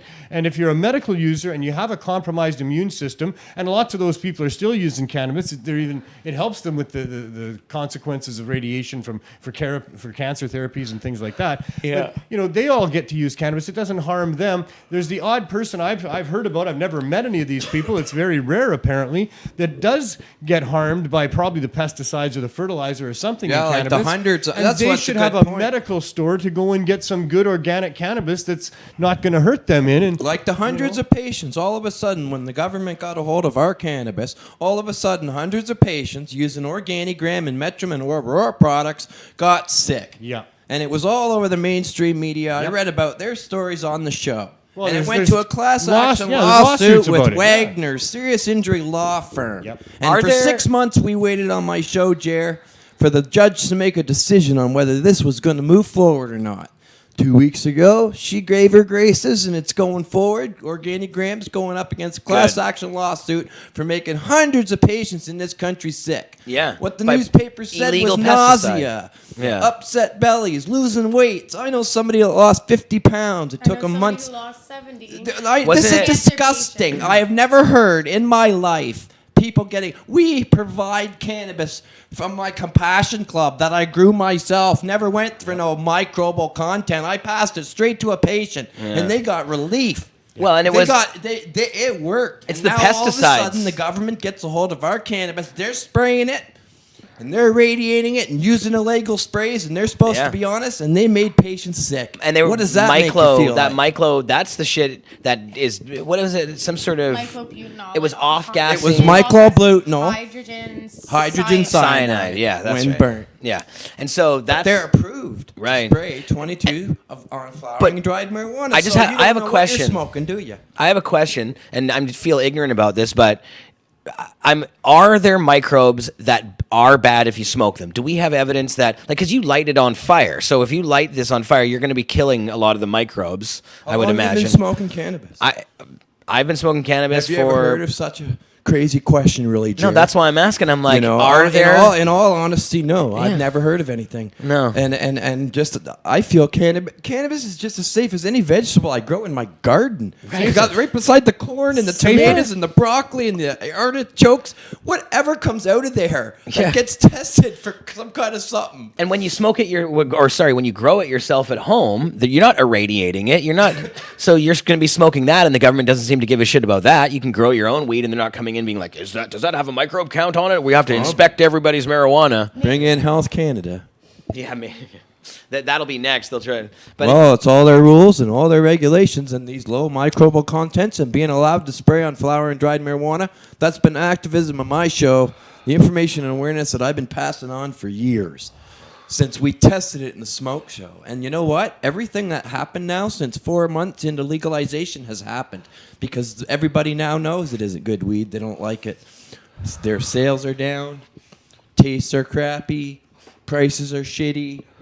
well, People maybe- are I sticking think- with the guy down the street. I think they're just dumping all their back product that they were growing that's been sitting, not curing properly for a long time. The good stuff they've been sending overseas because they really care about that market. Correct. And they're going to get a bit of a bad reputation to start with for their weed, and then they're going to get into the fresh, newer stuff, and they're going to go out and say, well, we've made some changes. Now we got better weed for you. It's probably all part of a sales plan, that they got going on. They sell it I don't know. illegal. I just They know I sell- don't trust them. I won't smoke any of their weed yet. I haven't seen or heard of anything that I think I would ingest at this point. And They sell to the legal retailers for $4 a gram. In the news report I read, and the LP that was quoted said, "Why would I do that when I can sell overseas for 11?" that's right. So that's exactly what these people who are legally growing weed and these LPs, most of the product and a lot of it's going overseas because they're selling it for 8, 9, 10, and 11, and it's a here they're huger selling market. it to the distributor for 4 And and it's a 5. much bigger market. The European market exactly. is huge. So they're behind the skies of it all. They don't care about our quality. They don't care about Not cases. yet. Now that you sit there, though, Jared, I'd like to ask you a question. Yeah. What do you think about patients that have had to smoke? Because up until legal weed 4 months ago, That was the first thing. what I about thought all of. the patients that we're supposed to be behind that got hurt from this weed? Oh yeah, I know. Isn't it just disgusting? Well, and the fact that they're forcing dispensaries to close that are a legitimate place to get medical cannabis, while they're saying, well, now it's recreational, and they're not thinking of the medical patients at all. They're like completely ignoring medical patients, kicking them out to the, basically there's not going to be any medical dispensaries at all. You have to order it I gotta online. say, it's really sad that there are so many closed down dispensaries as I drive by. But there's also a bunch that are still open. A bunch Yes. of the good medical dispensaries, Dana Larson's dispensary, the Green Cross. There's a number of them. Yep. And they seem to be being ignored by the city at this point. I mean, that could change at any time for sure. The crackdown is probably coming, as Freddie alluded to earlier. There's a new task force in BC that's Right. probably going It's to be in 3 provinces. But Yeah. we'll see at this point that there is still some lenience there. You mentioned on your show earlier with your previous guests about the Gibson situation there. They were originally given a TUP, but then it was pulled back. They wanted to reassess it. They were called back in and told, well, we'll give you this as long as you agree to comply with all the provincial and federal regulations. There's 3 other dispensaries in Gibson's that were given a similar edict, except for they're not allowed to open and sell until they get LP weed and their provincial licenses, whereas S&M, I believe, are still in business, but they've had to agree to conform to those laws. they have to- when which those means- laws come down. There's Yeah, no when the laws laws for come- edibles. They're coming down. Yeah, They're coming in with a edibles. year. Yeah, well, yeah, they're. That's what I was just reading on my show there last week. Is they're gonna have like the final draft and the rules in place October 17th. Bill Blair says Right. recently, Yeah. but it's going to be months. They had to do that by months their own later until legislation. you're going to actually get those edibles. Wait, just when's- like it was when's with the weed. election? There was no legal weed for sale. October right away. 20th, October 20th is the election? Yep. And they're saying October what? 17th. 17th? Because they had 1 year by their own legislation to bring in something for edibles. But let's be real, Jared. So- It's and they're 10 bringing in milligram 10 edibles milligram per cap. packaging. That's Which- such And fucking then Toronto just came out whining and complaining because of the kids, and they want a 5 milligram cap. just So only outrageous. been the temporary regulations. The final regulations are still to be laid down, but they could back up and go to 5 milligrams per package. Carly, But how many a does it 10 take? milligram per package. Carly, what do you use? Well, that's Yeah. why they Like, cap if you were gonna alcohol sit at down, 2%, if isn't you were it? gonna- I was doing an interview with Neil earlier, but he said he's not a big edible guy. I- You like edibles? I like edibles, and for a long time I thought they didn't work for me. And I figured out that I need like minimum 800 grams, 800 Milligrams. milligrams, yeah. 800 grams. 800 to 1200 milligrams is about what I need. for Wow, edibles. you're a feisty one. She Okay, does well, eat a lot I of. do Well, need that's a lot true. of them. That's true for a lot of So- medical so if users. you were Because gonna- I have a fast metabolism, which is what it is for a lot of people. So, So- my body just metabolizes it very quickly. So what's the math on that there, Neil? many 10, caps? 10 milligrams, and she needs 800. And she can buy one package, 10 milligrams. She needs 80? 80 packages. She's got to buy Eight. 80 bloody packages? Yeah. You At 20 bucks a pop, hope probably. Hope Jared's got a fat pocketbook. Yeah. Yeah, that is not gonna. I mean, how are you gonna eat that much in one sitting? Well, that's another thing, too. You can expect that Carly's going to start to grow. The sugar intake. People are going to be taking so many edibles at 10 milligrams to get their daily dose if they're using it daily. Couldn't So you much make gelatin. one? But couldn't you get away with it by making one gummy bear have 10 Okay. milligrams? They're One- told, no, Jer. It's so evil. The Did you news. just say gummy bear? Yeah, no gummy Yeah, bears. no. Gummy bear? it's My gummy- God, the children. The children. The children. The children. Kids will eat it. They're gonna children. ban gummy bears. Yeah, They are banned. You J- cannot make Jer- Not that. now, You but they, can't. They're gonna not- make it so nothing you that- can't even say the word gummy bear, Jer. They're talking in the mainstream media. They don't want you to do anything that in any way represents anything that's similar to any like. That's appealing to existing children. stuff. that's the only way I want to eat my edibles But is gummy bear. interestingly enough, I like, one love of- gummy bears. Yeah, one of me the, too. Makes me think about that companies- gummy bear song. They even Sorry, wrote a Carter. song. Gummy about- bears. I'm a Just gummy see the bear. signs, the protest signs we're going to be carrying now. Wait, Freddie, I want you to sing the gummy bear song. That would be a clip we could use in the future. Yeah. Well, no, and no. There was a any TV show shapes or called Gummy anything Bears. because nothing going to Disney be appealing Afternoon. to children, and that's why they want to cap it at 5. The Toronto Health, because it's benefit. It's way. Save the gummy bear. It's Kids get way into if that. if a kid gets Oh, into a man. 5 milligram package, it's Holy going to be shit. way better than Mayhem. if he gets into a 10, Jer. How about this? How about And, this? and what the hell's Keep going to the happen to a fucking kid weed if they away from get your 10 kids. milligrams of an edible? Isn't that why they cap alcohol I'm at sorry, if a 2%? kid ate 10 milligrams is not. We're gonna sell. We'll just sell 10 milligram don't gummy get bear affected by individuals. cannabis until they're after 12. Kids don't get high. They don't really get high. Their They're brains already aren't high. wired that way. They're already so they high. literally cannabis doesn't affect you Is that until proven? you're 12 Kids? years old. Is that proven? I believe so. Yeah, David. I didn't know that. You know who actually showed me that research was David. Mama And Levine? Yeah, and it was That doesn't in- mean it's proven. That he That's showed me that. He showed me that in his Mostly in his book with David. with evidence of research. So. That does sound like I've heard that I heard before. that a lot. But and I mean, also realistically, the difference between 5 milligrams and 10 milligrams is like it barely Non-existent. noticeable at all. So Yeah. if the kid's gonna get high off 5 milligrams, the kid's gonna get high off 10 milligrams. Or And yeah. how about you do the same thing that does your liquor have children-proof caps? I mean, beer caps that you have to pop off, I guess. Yeah, But liquor does not have- does not Is have it capped at children-proof They're gonna be 5% to expensive. protect it's the your children? responsibility as a parent to keep it in a liquor cabinet, keep it out of their reach, keep it locked up if necessary. Yeah. Isn't it not the government's responsibility to make sure that you are watching your children? Should not you be responsible for them? They really pump out how dangerous it is to the underdeveloping minds of those under 25. And actually, what's really sad, Jer, is I don't know if you've seen it, but you could Google Health Canada short and long-term effects of marijuana. Oh, And yeah. you can go right on their website and see how much is put in there about So- short-term and long-term effects that would just scare you. You think it, and people It's think so the crazy. stigma's going away, and that's what Health Canada has right on their website. Yeah. And it's like horrendous, some of the stuff. No, they're And it- increasing the stigmas so- against and it. the thing is, Look at the There's packages that say there's about a doctor on news said that even death. right. Yeah, I saw. Yeah, and this that's is the crazy. shit that's coming out. It's like they're treating marijuana like it's so deadly, and the higher the THC, the worse it is. It's such Terrible. bullshit. Celeste found out some debunking. that Full I bullshit. mentioned on Greg's show on Wednesday. Oh. But they have all these like scary facts and warnings on their packages. Oh yeah, you're saying this. Yeah, on one of them it says how many people get addicted. I can't remember. It's 1 in 11 or 1 in 12 people who consume cannabis get addicted.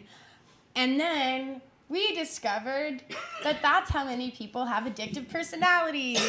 Yes, right. That's the So percentage. it's like that. Literally, the government's like, oh, well, if this many people have addictive personalities, then they like Yeah. make some sort of draw there. So I think that we should like try to Yeah. debunk, because I feel like they grab something that in some way justifies their fact, and when we find Here's- what they're actually anchoring that fact to, then we can debunk them. Here's an It's article bullshit. idea for a journalist out there who should take this upon themselves. I don't know who, but we should have an article that does look at every single label that they put on the front of those cannabis packages and actually looks at the factual correctness of those labels. Yeah, you're gonna. Sorry, So we that's did. We hard. on my should. Well, my show we not in depth or nothing, but we actually read most of every label because there's 17 of them. Yeah.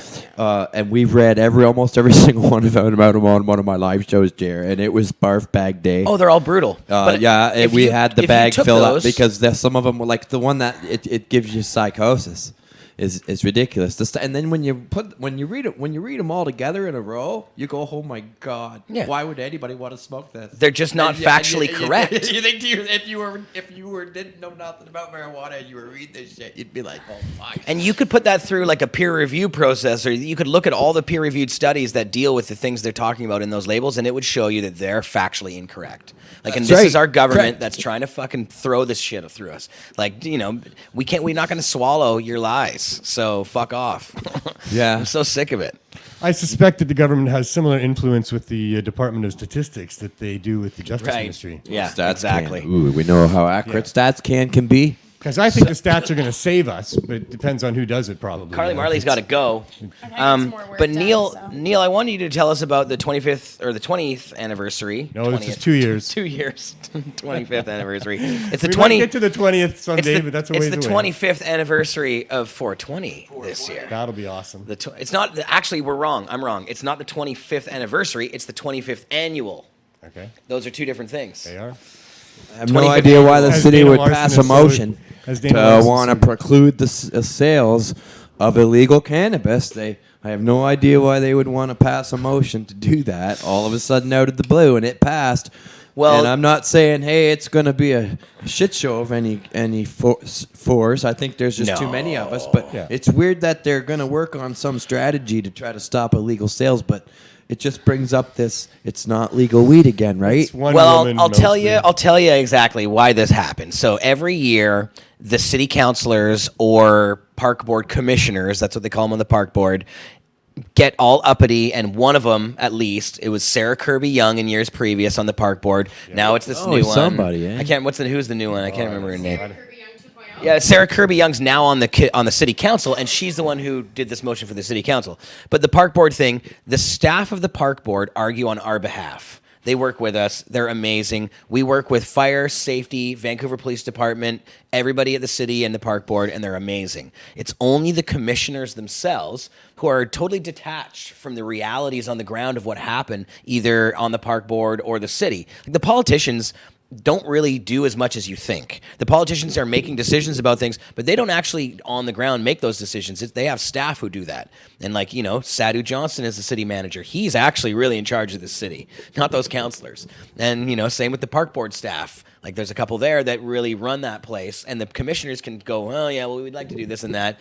But what the commissioners did in this case is, let's put a motion forward that says we'll ask the staff to look at helping find a new spot for 420 in the new year in 2020. 2020. Yeah. So That's right. that means essentially nothing, because we have, for the past 9 years that I've been organizing 420, we have been working with the city, and they're totally cool with us. And we have looked for another spot. When we moved from the art gallery, the city and park board were totally there with us. We were asking them to help us find a better spot. They suggested Sunset Beach at first, and then we ended up going to Sunset Beach because it was the only spot that made sense. Yep. It worked. Dana liked it. I liked it. Everybody thought it was a good spot. But then the park board was like, well, no, we don't like that. We don't like Sunset Beach. What if you go off of the parks completely? So last year, they banned us completely from all the parks. So this year, this motion that they put forward to ask the staff to help us find a new spot, it means nothing. They've already banned us. Yeah. So they've already done the worst that they can do. It actually means nothing when it comes down to enforcement on the ground.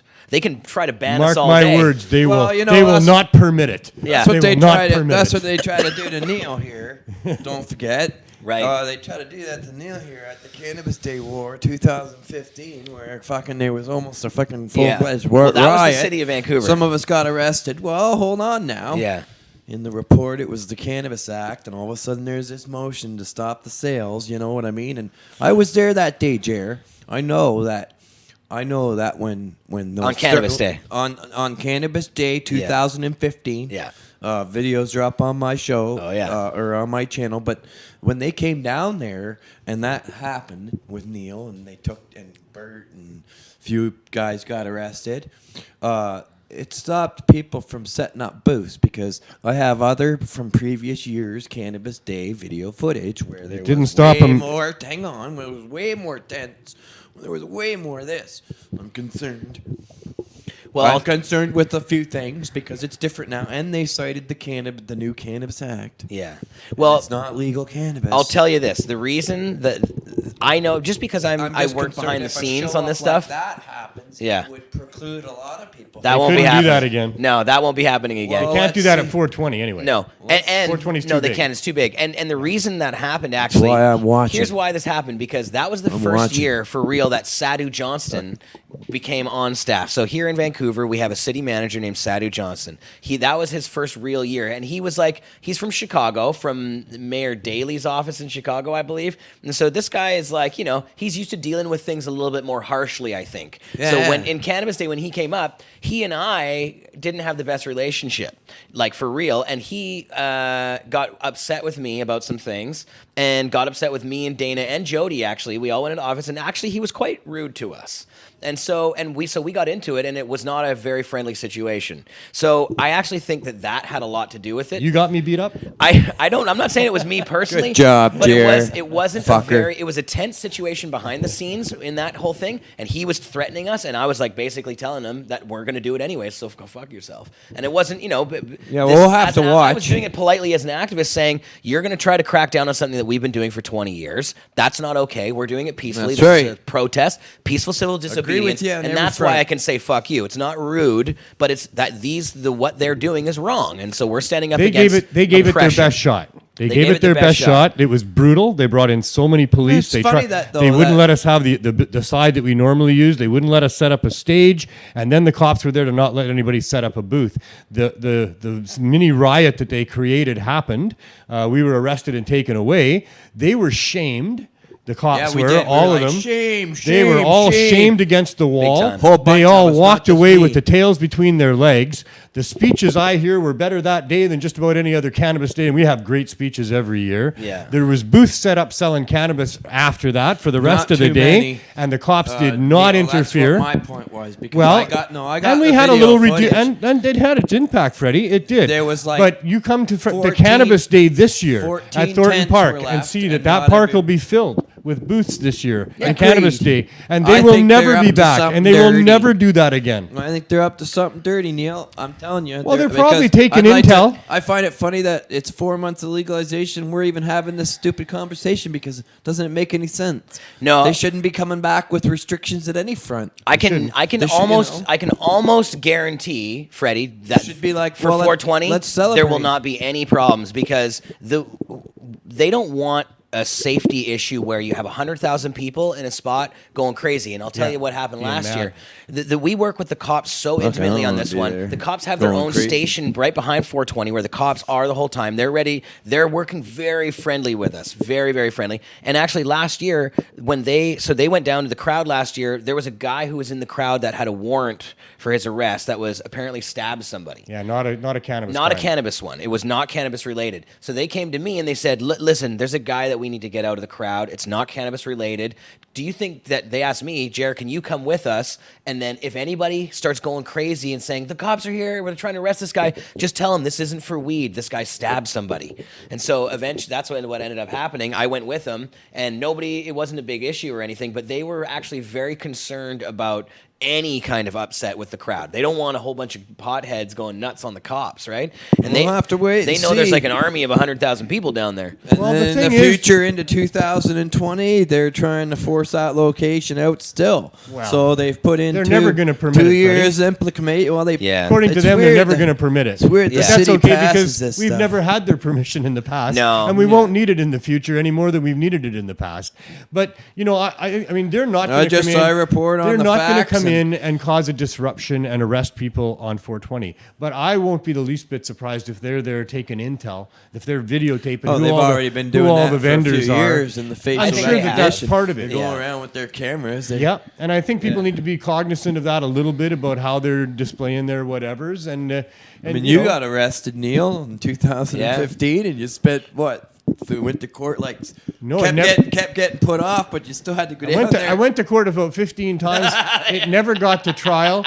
They kept putting it Talk off. about clogging They kept the court, dragging say, and dragging it. They kept putting it off. It was a horrendous thing that should never have been let go. I mean, that I'm should have glad been you got addressed. off, though. But professional standards branch, I went there right away when it happened. They said that I couldn't take action against them until it had gone to court, and we had to see what the courts say So about cool it. you got so off, they though. dragged it out till it was after 2 years, and then they dropped the charges against me. That's right. And They being dropped that being motherfucking longer than charges. 2 years, I can't sue Yeah. them What a because of that joke, now. though. Oh, a big time. Oh, a horrendous mark on our city. A big time blight on our city. What they did there Well, that that's day. what I mean. Yeah, So don't but it was an fucking- embarrassment don't for those expect- guys. Huge. Yeah, it was an Don't embarrassment for the Don't city. expect, anything weird. I guess because I that's- didn't expect more than what I got out of it. But I've been dubbed the Swammy.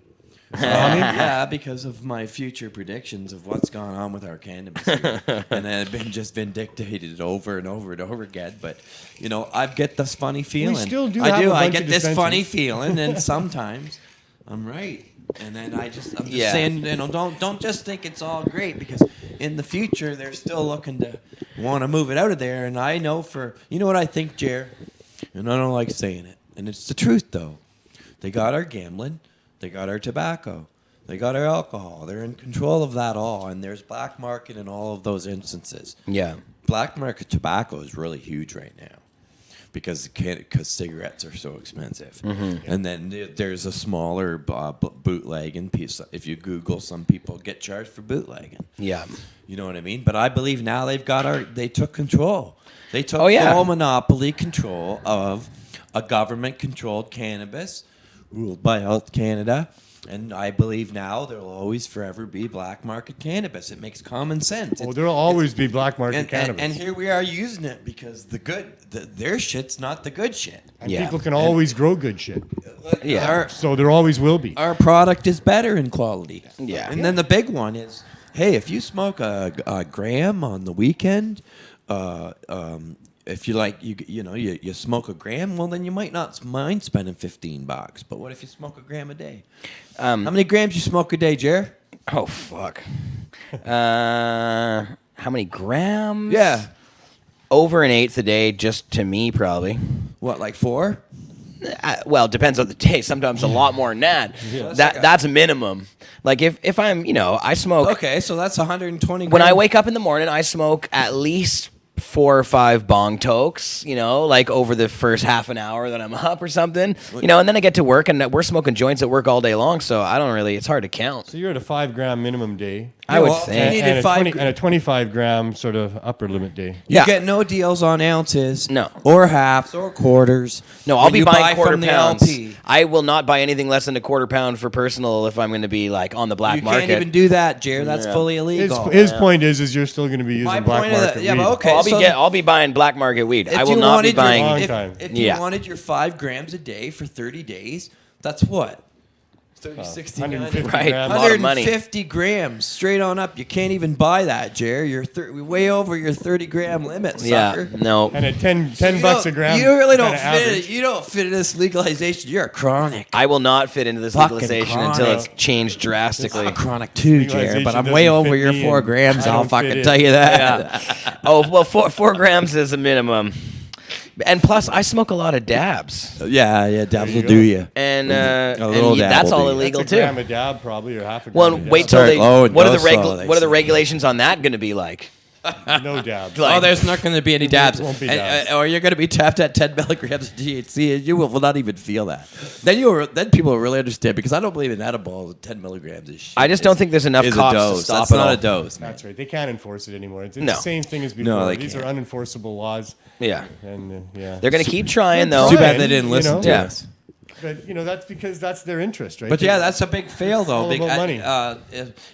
Even you can't even buy that. But even if you wanted 30 grams, we've been given. You ever sell weed, Jer? I don't want you to incriminate yourself. Oh no, I've been You ever selling. sell a little bag I of weed started for- selling weed when I was 15 years old, and I've never stopped. Me too. Well, okay. So, So- you know what I'm talking Yeah. about then. But don't you give a deal if someone wanted to buy a fat ounce? Yeah, fuck yeah. Like if I bought a gram, maybe you charge them $10, right? Oh yeah, It I was get. $10 I since the always dawn of weigh up, time. give fat deals. Did you ever Yeah, say but- anything nice about the weed? You're not allowed to do that either, right? So you get a deal if you buy an eighth or a quarter or a fat-o? Yeah, if of I bought a course. fat-o, or if you have a big fat ounce. The deals get better as you Diggity buy more. fucking and dinky. Why, you want one? Can we hook you up? Just teasing. good idea. We're going to talk after the show. Yeah. But you get a deal. Is my point. Yes.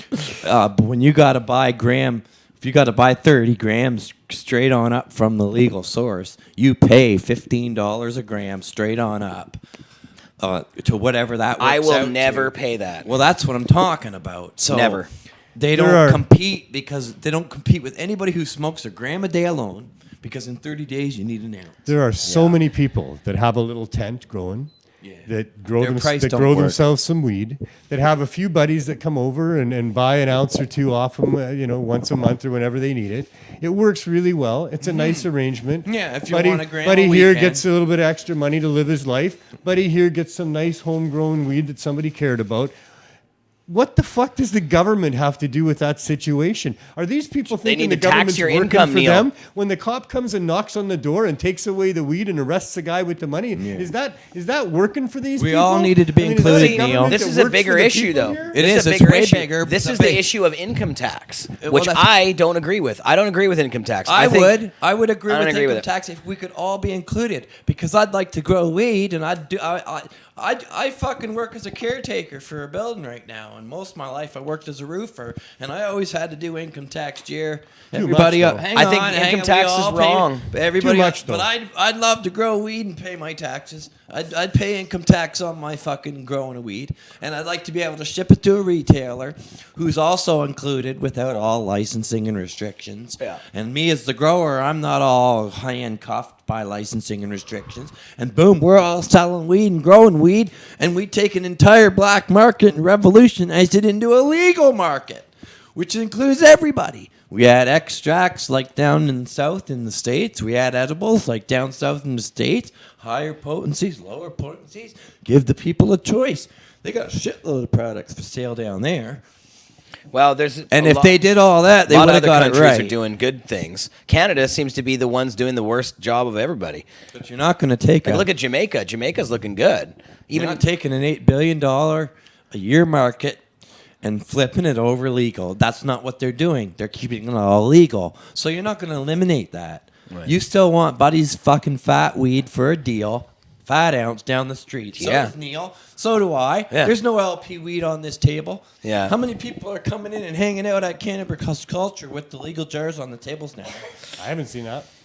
Have you seen that? none. I haven't Well, seen what Zero. the hell's going on out there? It doesn't fit none of us. Hey, but I'll tell you what though. When I walk by City Cannabis Co. up the street, which is I went there the other day. I went to Five Guys the other day, which is the hamburger spot, which is super dope. So I was sitting. hamburger spots. Five Guys is the bomb, but sitting right across is City Cannabis Co. So I got to watch people go in and out of it while I was waiting for my hamburger, and it's fucking packed. Yeah. But didn't go in. I'm gonna go check it out, but the weed is just I can't smoke it. It's garbage. Fucking right. And it's people that don't know quality weed, though. Right. You know what I mean? And that's what's really sad because patients didn't know. They didn't know the taste on that weed. We tasted that weed, the three of us standing there, and we tasted immediate chemicals on that Organigram stuff that we tested.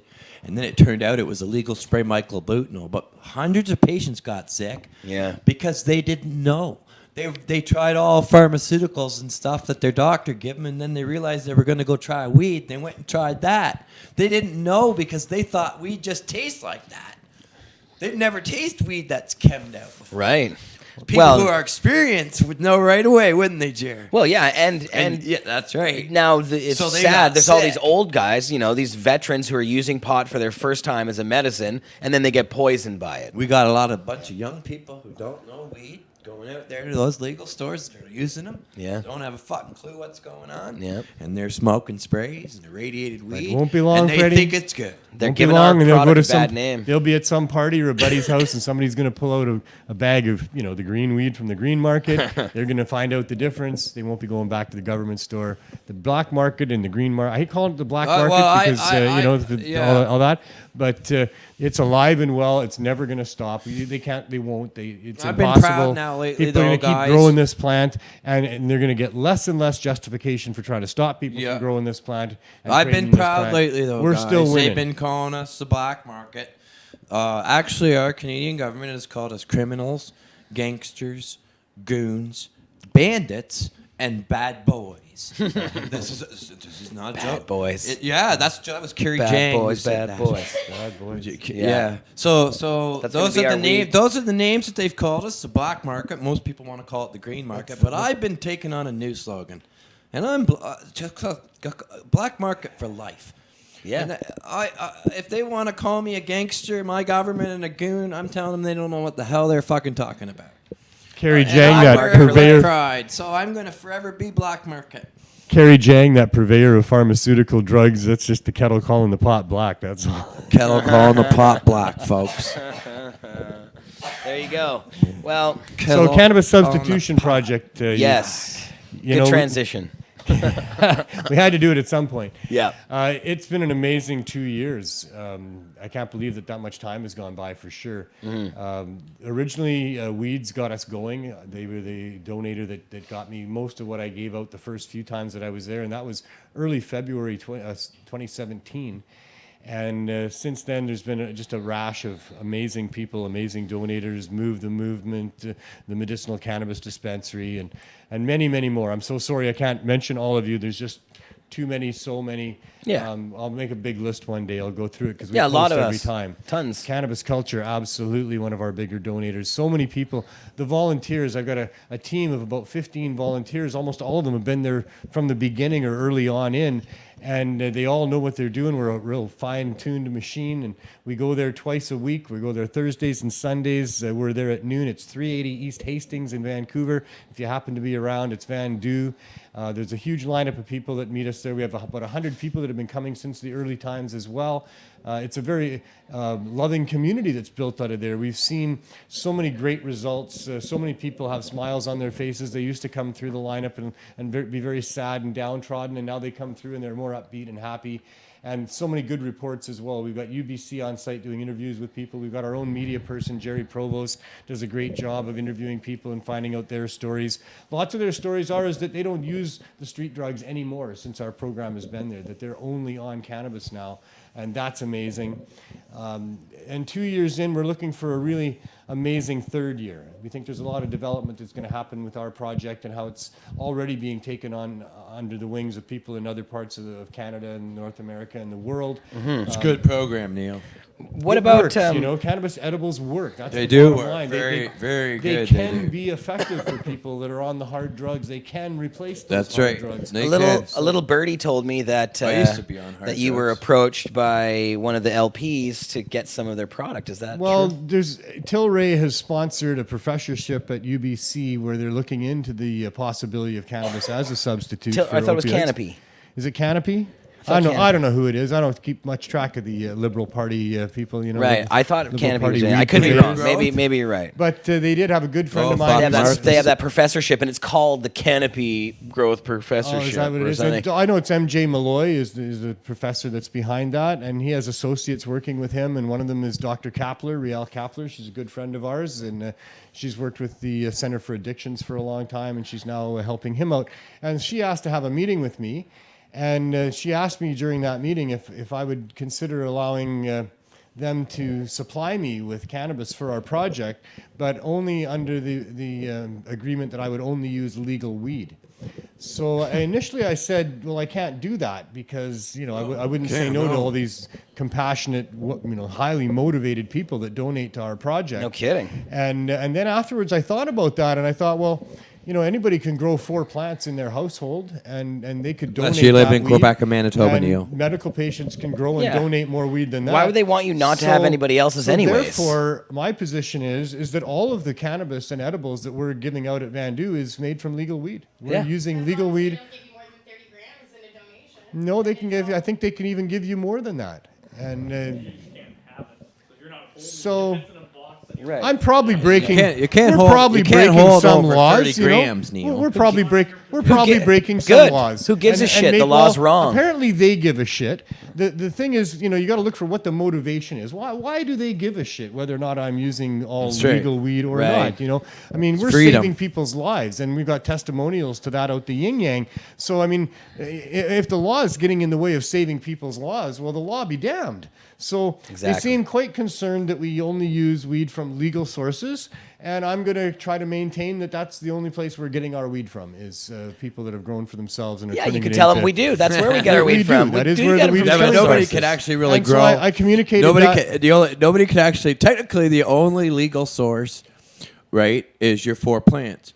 But like, let's be realistic. The truth of the matter is you can't grow if you live in Quebec, and you can't grow if you live in Manitoba, which is a lot of. Which I is haven't a, had hang any- on, and I'm not finished Okay. with, which is a lot of Canadians.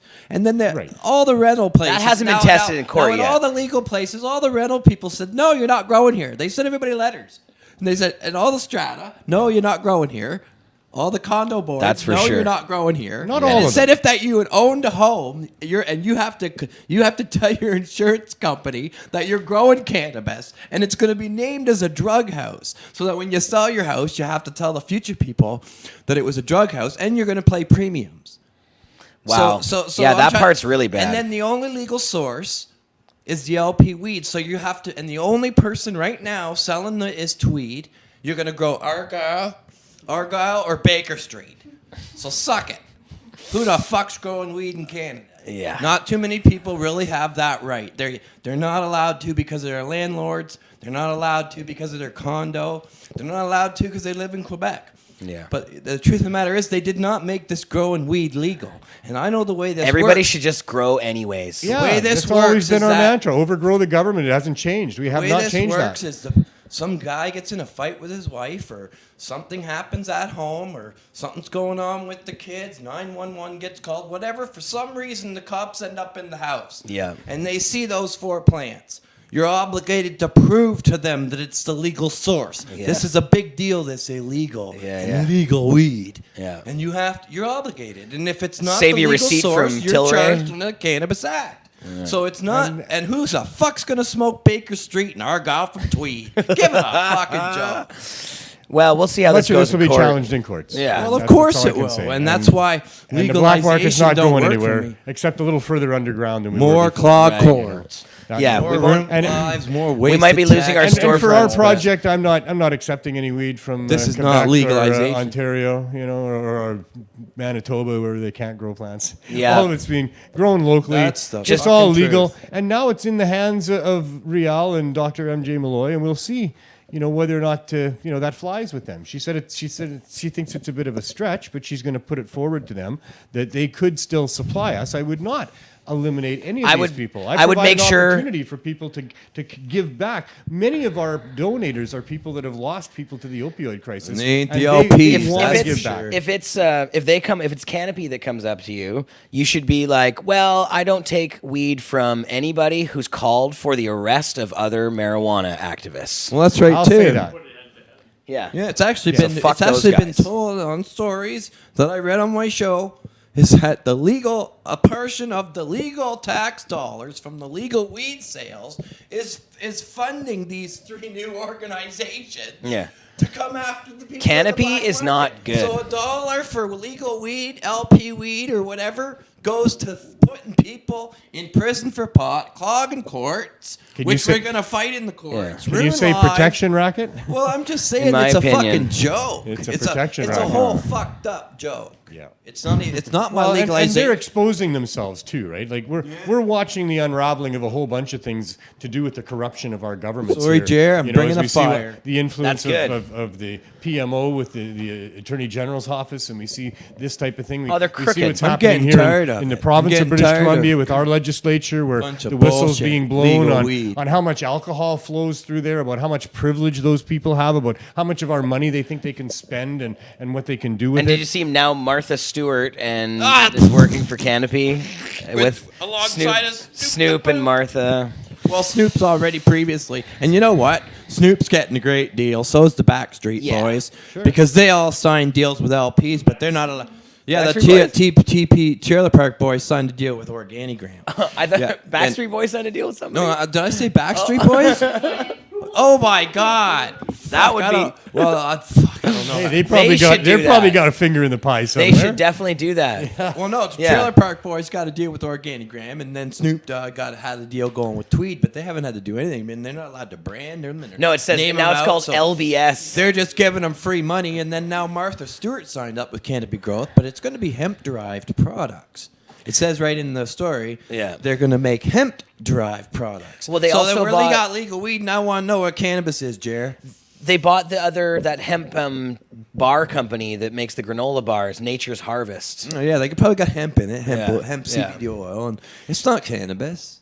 Yeah, no. It's good for you. No, not cannabis. Well, I'd rather It's good for you, but it's not make you cannabis. some old Moz kind of brownies. And They're just, cookies sort of thing with that ooey gooey. They just have too much money that they're trying to spend. You'll be sleeping in no time, buddy. These public good for companies, though. Good for the back. Good for that. bones. See, helps these people are all sleep. these are all moves of a big public company that's head is not on cannabis. Its head is in the No, that's clouds the of thing. making money. Yeah. Its head is in trying to make their stocks worth a lot of stuff, not trying to make a quality product for their consumers. Yeah, so because they don't use cannabis, which is the fucking big one. None of them Yeah, really use Bruce any Linton doesn't quality smoke weed. Well, maybe Martha Stewart does. And Snoop. Martha smokes weed, I think, probably, and Soup definitely smokes weed. But like all these other big LPs and stuff, and most of them don't even smoke weed. Yeah. So it's like, how do they know? And who's testing their crap coming out of their places, Jer? They must have people hired to do it. Matt Murnaugh. Right. Matt Murnaugh working for Peace Naturals. That's his job. He's quality taste tester. Yeah. Oh, man. I don't know. Well, he knows what good weed tastes like. I guess he does. Yeah. Yeah, I guess. Yeah. Did Peace Naturals get bought by somebody? I don't know. I know they. I thought they got had bought- a recall way back. I thought they got bought by the big alcohol company. I don't know.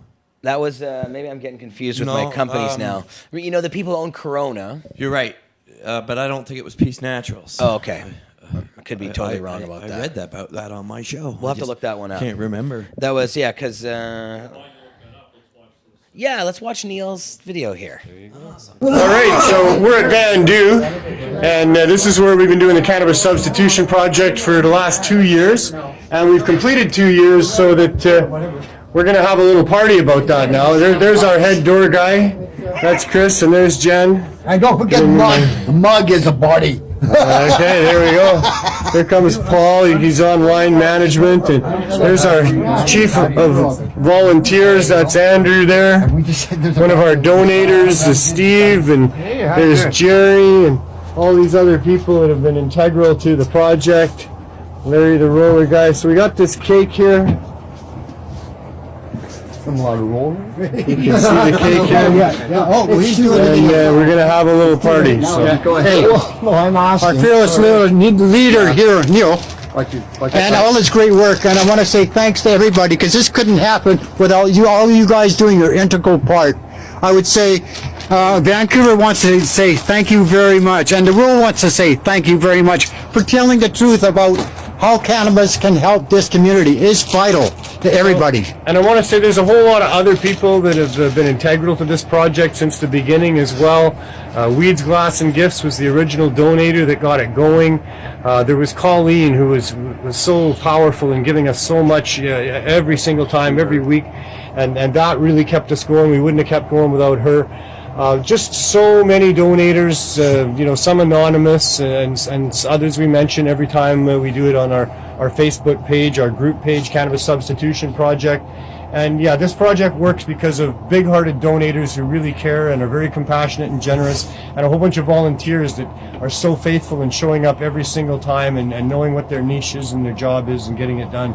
So there's a lot of people to thank for this, and there's about 200 people. We're giving out over 200 bags every single time now, and we really are making an impact in this community and offsetting the use of opioids and also all the other health benefits of cannabis and helping people sleep and dealing with the pain that they have and so many other things. Yeah. So I thank everybody that's been involved and helped us get here, and we're looking forward to another great year of even better as we evolve this project.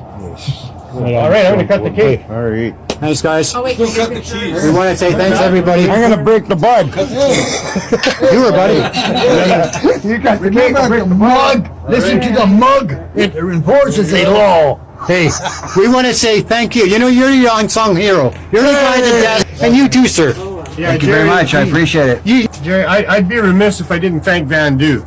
For sure, for letting us be here, 1,000%. for being a support behind us and giving us the integrity and the reputation that Van Du has in these issues. So I'm very, very thankful to them as well. Yeah. No thanks to the city of Vancouver. They haven't helped us at all. Very little thanks to the media because they really should be paying a lot of attention to what we're doing here, and they're not. Yeah, fake news.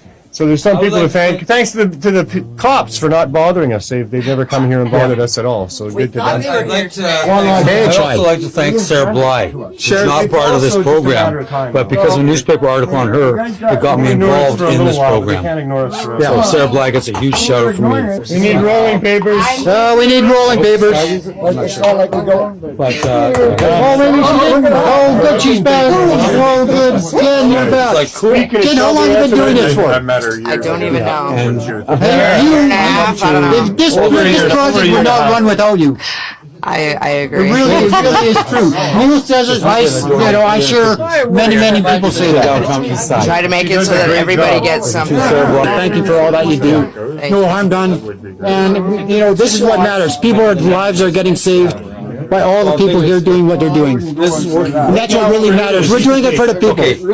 We're doing it for the people on the street, aren't we? Sleep, yes. May I have an inside piece so it doesn't have quite as much ice on it? You're just adding a bunch of icing to this piece. No, I don't Neil, want it. when you stop videotaping this. Okay. You get ives. I'm still videotaping this. I know. This is awesome. Well, I think I am anyway. Probably this is playing on Pot TV coming right up. So hi to all the Pot TV people, and thanks for your support in furthering our information and what we're doing here. All right. Well, we can ramble on. If we wait till we all smoke a joint, this is going to get really fun. What do you If you think? make it too long, they won't play it. So Okay, well, we'll cut it up. How's that? very good. Rocker. Good job, Neil. Very good job, Neil. Congratulations on such amazing Well, work. there's a lot of people to thank, as you heard there. It's Yeah. I just kind of help it keep going, but there's an awful lot of people that it wouldn't go without. So Pretty amazing. thanks to all them. Been Yeah. a lot of those patients who are trying to get off our cocktails of pharmaceuticals and hardcore opioids.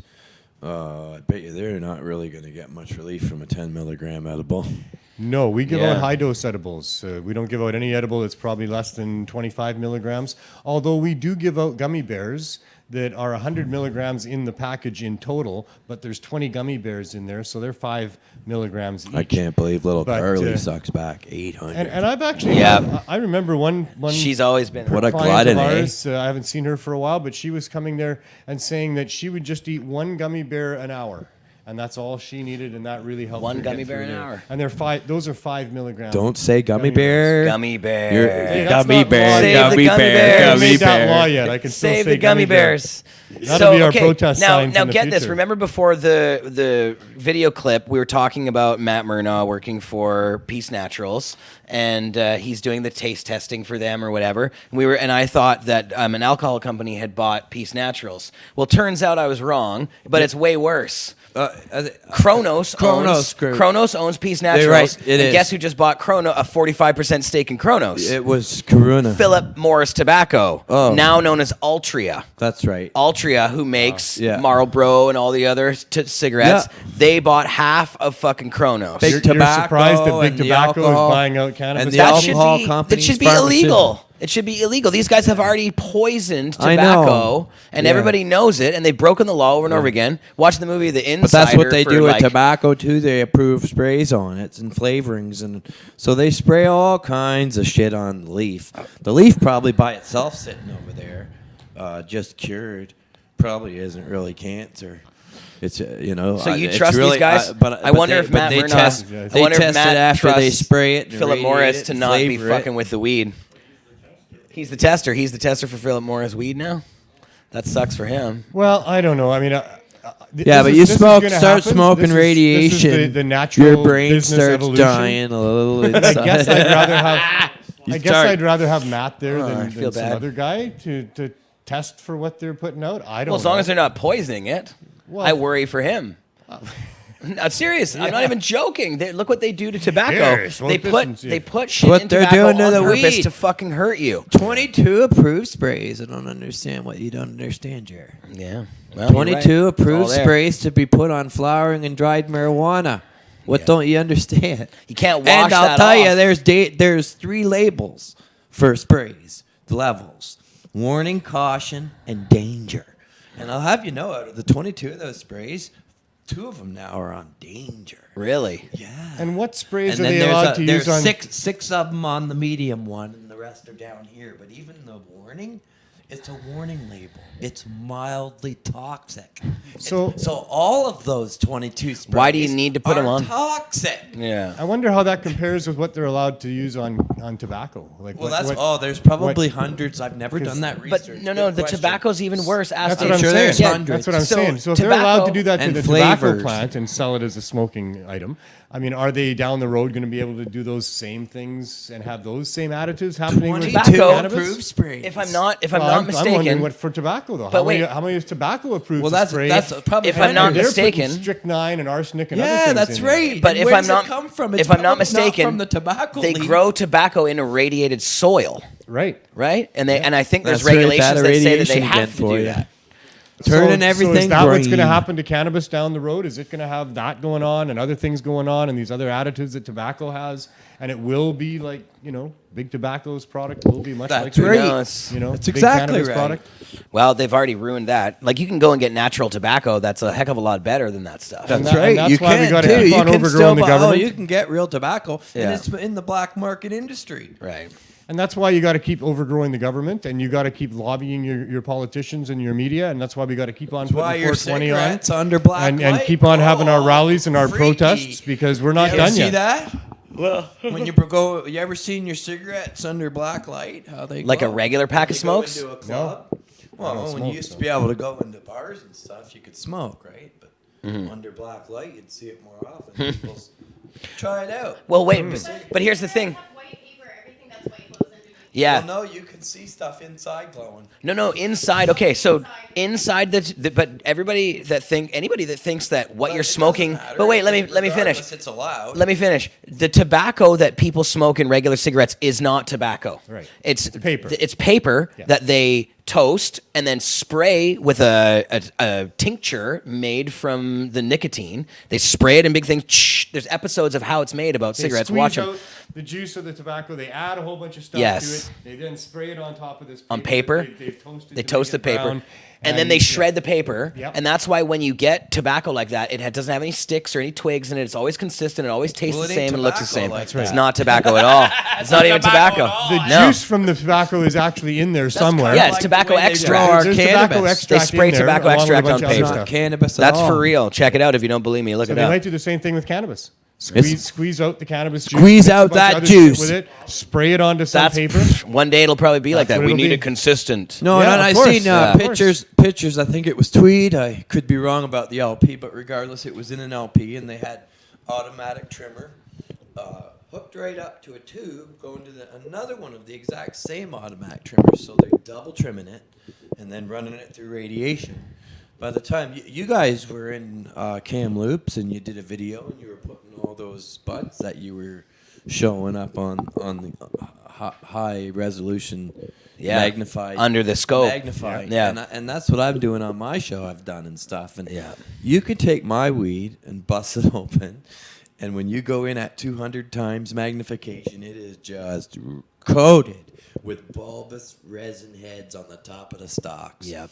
And then some places it's apparent where they're all in a straight line and they're the non-glandular type. You guys were putting up all kinds of stuff I put up from the LP at 200 magnifications. Another thing too is the stock comes up crooked now in those LP pictures, and the heads are missing. You guys were putting up all kind. I was in the chat room that day. Yeah. You guys were doing that, and I was saying, "Where are the heads? Yeah. Where are the resin heads?" And There you put up weren't any. another one. They're Where are they? shriveled. And then There were you none. put up our They're weed. shriveled and they're on the little ground black layer. dots all over everything. That was another thing too. Yeah, The contamination. bug shit or dead bugs or whatever Yeah, it is. But the Yeah. crooked stalks is indicative of radiation as Yeah. well as the mine. There was a few, but not, and they're Right. like not round bulbous. They were like they were hit with a car or something, crushed in. Right. Big difference between, and I did it right on my live show. Looked at LP weed, and then we flip open the buds. We're going to do more of that research. Yeah. You And know. American Spirit is real tobacco. You take the chat out is the asking. resin heads. What's that? American Spirit tobacco is real, but I believe now it was purchased by Altria, the same Philip Morris crew. Pretty sure there was the guy who actually invented native or American Spirit tobacco wrote a book called Tobacco Culture. that Mark gave me a long time ago. I actually have a book called Tobacco Culture, and it's all about the history of tobacco, and it's quite fascinating. People have been using tobacco for sacramental, spiritual purposes and everything for a long time. And then bringing up tobacco, though, that's just it. Like, the government has our weed now, and the government has our tobacco. But I got a... Uh-oh. There goes the microphone. Here, you can use this one. I got a pack of cigarettes there for $4, black market. And I like them just fine. They do the job for me. Yeah. And How's that working? but a legal pack is $12 now, Jer. Yeah. So Yeah, it's no, I like- know. $12 a pack of smokes. It's unbelievable. So there's But such shit. there's a huge If you could get a pack of joints for $12, though, you'd be pretty happy. a pack of joints for $12. Yeah. Well, not if it was LP weed. No, you're right. You know, but if it was good weed. Well, that's what I'm saying, and that's not going to happen until they lift the microbial content. That's mandatory on treating it like a herbal medicine or the Food and Drug Act, and they say no. One of you LPs get the fuck up off your balls. Watch them fucking show. Well, no, tell Health Canada, do not allow spraying on flowering and dried marijuana, anything. I'm not a Right. fool that you can't spray on something and not taste it. Yeah. And we tasted it, and so did you, Jer.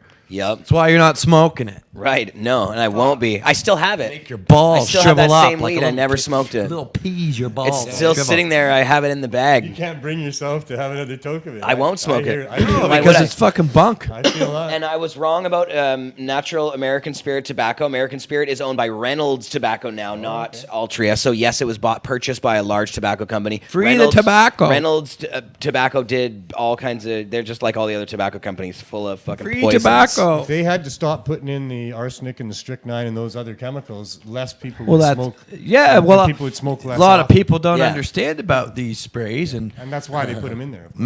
massive percentages. When they're doing research on tobacco additives, it's to find additives that make it more addictive. That's what they're looking Well, for. you That's actually where don't have that's a where the clue. money is. Have you seen There's no anybody's that got any ingredient list on these 22 sprays or any testing whatsoever that happens to it when it's combusted and humans suck it in. Right. There's no research done. If you want to And- see the nasty shit that tobacco companies get up to, watch the movie The Insider.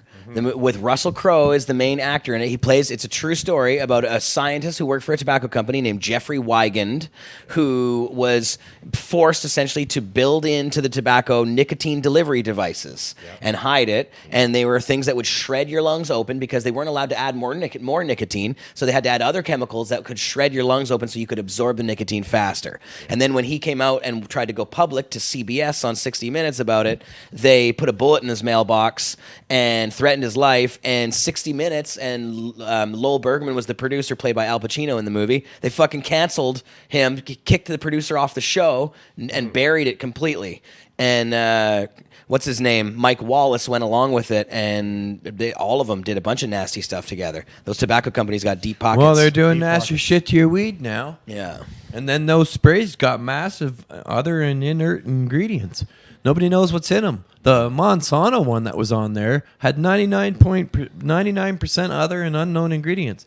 And they don't have to, by business practices, they don't have to tell you what's in it to save their formula. No. So, okay, we've got, and I've got all the labels all as well up on the Google, which is getting transferred over to jarout.com. And some of them are 80%, 90%. So nobody knows, Neil, what's in it. And when as soon as you say you got 22 of them and you're allowed to put them on flour and dried marijuana, well, Freddie Pritchard, the Weed King, the One Man Smoke Show, hopefully you, Neil Magnussen, got a fucking problem with that. There you go. And Freddie, tell people where to watch your show. You can check me out. I got a Facebook page, One Man Smoke Show. Keep shit going, all real cannabis. What's going on in Canada all week? I post there, and then once a week I do a live show over on YouTube and Facebook, the One Man Smoke Show. This week's episode 150. There you go. And I've been the leading Canadian cannabis activist calling. You've been ringing calling the the shots, saying how I was the first one to say the LPs. I know I called some people in our community sellouts, but You haven't they've been moved wrong over yet, the other though. side. I haven't been wrong yet. No. And I've just continued to. I don't know who you called a sellout, but I Well, know. I call the sellouts the people that now work for the LP industry, just for the fact that I'm old school, Jer. I'm old school. I wanted no prison for pot and my legalization. I wanted no clogged courts, no lives, no wasted taxpayers' dollars, and no wasted police resources. And on all fronts, it's worse. Yeah. In every Yeah. front. Yeah. So I'm not happy with that. And I was the first one to make a stink about it all, and I'm glad that I was right. And my show's still bang on. I'm not glad you were right. I'm really unhappy that No, you're right. you're right. You're right. No, and it's true. A lot of the time on the show, I tell my viewers, I wish I had another story to tell. No kidding. But this is not my legalization. This is No. more. It's not. I don't want their shit. It doesn't fit me. You guys don't smoke it. None of you do. No. So it doesn't fit none of you. How many guys are hanging out with, pulling out the big old jar in their pocket of their 1 gram in a fucking jar? It's like, what do you got in that big fucking thing? I got a gram. Yeah. Because you got to have it in that legal packaging. Look, I got 2 grams. How am I going to go to a party? It looks like I have 2 big nuts. Absurd from every angle. And Freddie, thank you for pointing out the absurdities to us. Yeah, always. you know, I go One Man off. Smoke Show on Yeah, Facebook. thanks a lot, Jerry. Neil, you on Facebook, Cannabis Substitution Neil Project. Magnussen on Facebook, Cannabis Substitution Project on Facebook. And we could use more donations. We're not meeting the needs yet. We're giving out about 250 care packs twice a week to people. They got 4 to 6 awesome. edibles. Not enough really to get through the next time that we're there realistically, but we're really helping them a long way, and some more donations would help us do that as well. So this is right through the winter months. We've been at over 200 bags every time we go there for the last, since before Christmas. 250 that bags. That means a long lineup of people awesome. standing for hours outside in inclement, cold, wet, snowy weather. Yeah. And I can only imagine that our project is going to continue to increase in numbers as the weather gets good and the word gets out. So, we need to evolve it farther and find better ways of delivering the cannabis care packs to people than we have, and continue to get more donations so we can increase what we give people and get them right through, without having to do anything else. So Fantastic. So what's going on. where can people, if people have donations Welcome to give back, you, Carly. where do they go? contact me. I'm the Contact only one you. looking after donations at this point, and And they can that's my contact you job. on your Facebook page? On my Facebook page is probably the best, yeah. There you go. Neil Magnussen, Freddie Pritchard. Thanks, guys. Yeah, and I for want coming to on. connect here. I'd like to shout out all my viewers that have just been going off. Thank you very much for watching. Yeah. In the He's YouTube pointing at the chat. chat, by the way. Yeah, That's right, put in the yes. chat. You guys in the chat, you are awesome supporters of the One Man Smoke Show. Jer, this is an amazing force I have of people that have been following my show. Surprisingly, watched Yeah. me go for all these years, and they're like, I wish we could get them all in one town, because I believe it's time to start protesting again. One Man Smoke Show Not party. done protesting. No, Let's no, get her definitely done. not done protesting.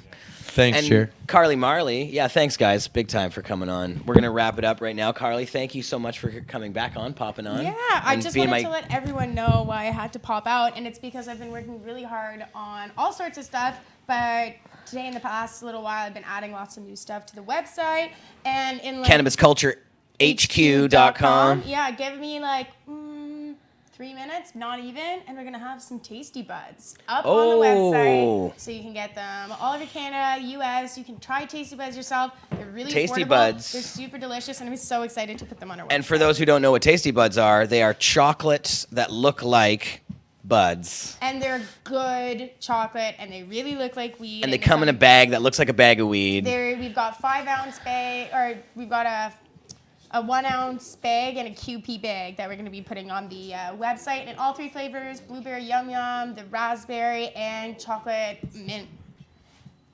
So yeah, I'm very excited for that. Make sure you go shop online, cannabisculturehq.com. Hey, look, there's another blacklight party coming up soon here. Dun, dun, dun, dun, dun, dun, dun. Vansterdam Comics Blacklight Party at Flat Spot Longboard Shop. Cool. That's just pretty down the dope. street. That's on Pender Street, not too far from here. If you haven't been to one of the blacklight parties or the shows, they're amazing. The artwork is fantastic. Looks very cool. Check it out if you're in Vancouver. Yeah. Well, Carly, thanks for coming on. And Anil, thanks for running the show today. And Happy just stepped in. Hi, Happy. How did you know? So, yeah, we'll see you guys next week, I do believe. I know we were away last week. We were actually at a Crop King party last week, which was cool. I'll give you lots of details if you want to know more about it from my show on Monday. On that we the did, 'cause Monday we talked about it a show. lot on Monday. It was like a little hip-hop gathering Crop King put on. It was supposed to be with Snoop Dogg spinning on the tables, but Snoop didn't show up. But the Dog Pound, Daz from the Dog Pound showed up, and one of the Bone Thugs showed Crazy up. Bone. Was it Crazy? Yeah. Crazy or Lazy or... It was Crazy Bone. Hazy Bone. Is that a guy? I got to talk to Daz for a couple minutes, but I didn't talk to any Bone Thugs. And Afro Man was there. Afro and Man. Lizzie Jeff, who I told you guys on Monday, but if you haven't heard her stuff yet, go listen to it. It's great. Check it out on Instagram. Yeah. We have some great photos from that event on our Facebook Peace, as well as Thanks, on big both time. of our Instagram pages, but you can find the full album on Facebook that JS Photo Van was nice enough to let us share. So make sure you go check out her awesome photography if you want to see some more of the event. There you go. And 420 is coming up. So if you want to go to 420, if you're a vendor and you want a booth, go on 420vancouver.com/booths and book them now while they're still available. They're filling up fast. And if you want to be a sponsor of 420, if you have a product or something that you want up on the big screens, or if you want banners, or if you want to be on the live broadcast and talk about your product and all that kind of stuff, go to vancouver420.com/sponsorship, I believe it is. Hey, Jer, I have a question. Or if that's not it, just on the website at the top, there's a sponsorship thing on the drop down. You can find that. There'll be a thing for the broadcast as well there over the weekend. Do they have to be, like, let's say somebody's watching and they have a business that's not necessarily weed related. Can they sponsor 420? Of course they can. What if they're living in another country or another city? No, we don't like them. I'm just kidding. Oh, I was like, the most offensive one to be sarcastic with. Just kidding. Of course, we'd gladly take sponsorship from We try to anybody set you up in here. any country in the world. I know. That's why I was, knocking her down, because it's just too much fun. Yes, we love everybody from all over the world. If you have money that you want to throw at Vancouver 420 from any spot on the globe, please do. We'll put your logo up. We would be happy to. Would you say that it's the world's best 420? The world's best 420? Well, I am biased. This one. I'm very biased. So looking at things objectively, even, yeah, I'd say it's probably the best one. This year is going to be probably the best one because, well, I can't tell you too much. Every year is better than the year before, but this year is going to be really special. It's going to be a big one. It's on a Saturday. It's the 25th annual, so it's going to be amazing. No excuse not to go. I think when we announced the musical guests in April, the whole province is going to want to show up, but yeah. It's going to be awesome. There's going to be a lot of weed selling going on and a big stage show with lots of cool stuff, the activist speakers, the live music, local acts as well. It's going to be dope. So, and actually some comedy. I don't know if I can announce this yet either. Maybe I should not announce this yet, but there's going to be some comedy as well. But you'll find out who that is soon. Anyways, love you guys out there in Pot TV land, and we'll see you. I'm not sure, but I'm pretty sure we'll be back next Friday. I think so. You'll see me on Monday for the 420 Lifestyle Show. Carly at 4 Marley. o'clock with BC Bud Gal here on Pot TV. That's right, and you can watch all kinds of wonderful shows on Pot TV all week long. So tune into pot.tv and see some of Anil's handiwork. Yep. And big thanks to Anil for the show today. Thanks, brother. And we'll see you guys soon.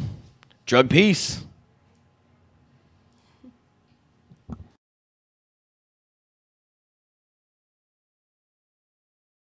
Brought to you by Sun West Genetics.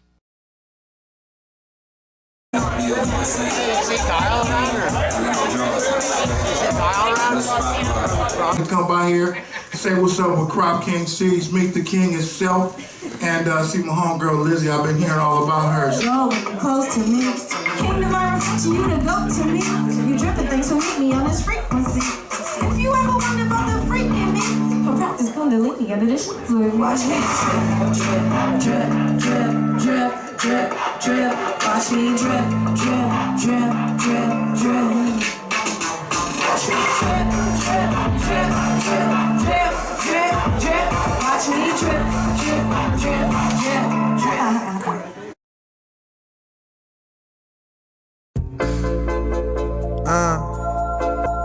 Ooh. Who that over there? Looking all fly like that. She is stuck. You can see it from afar.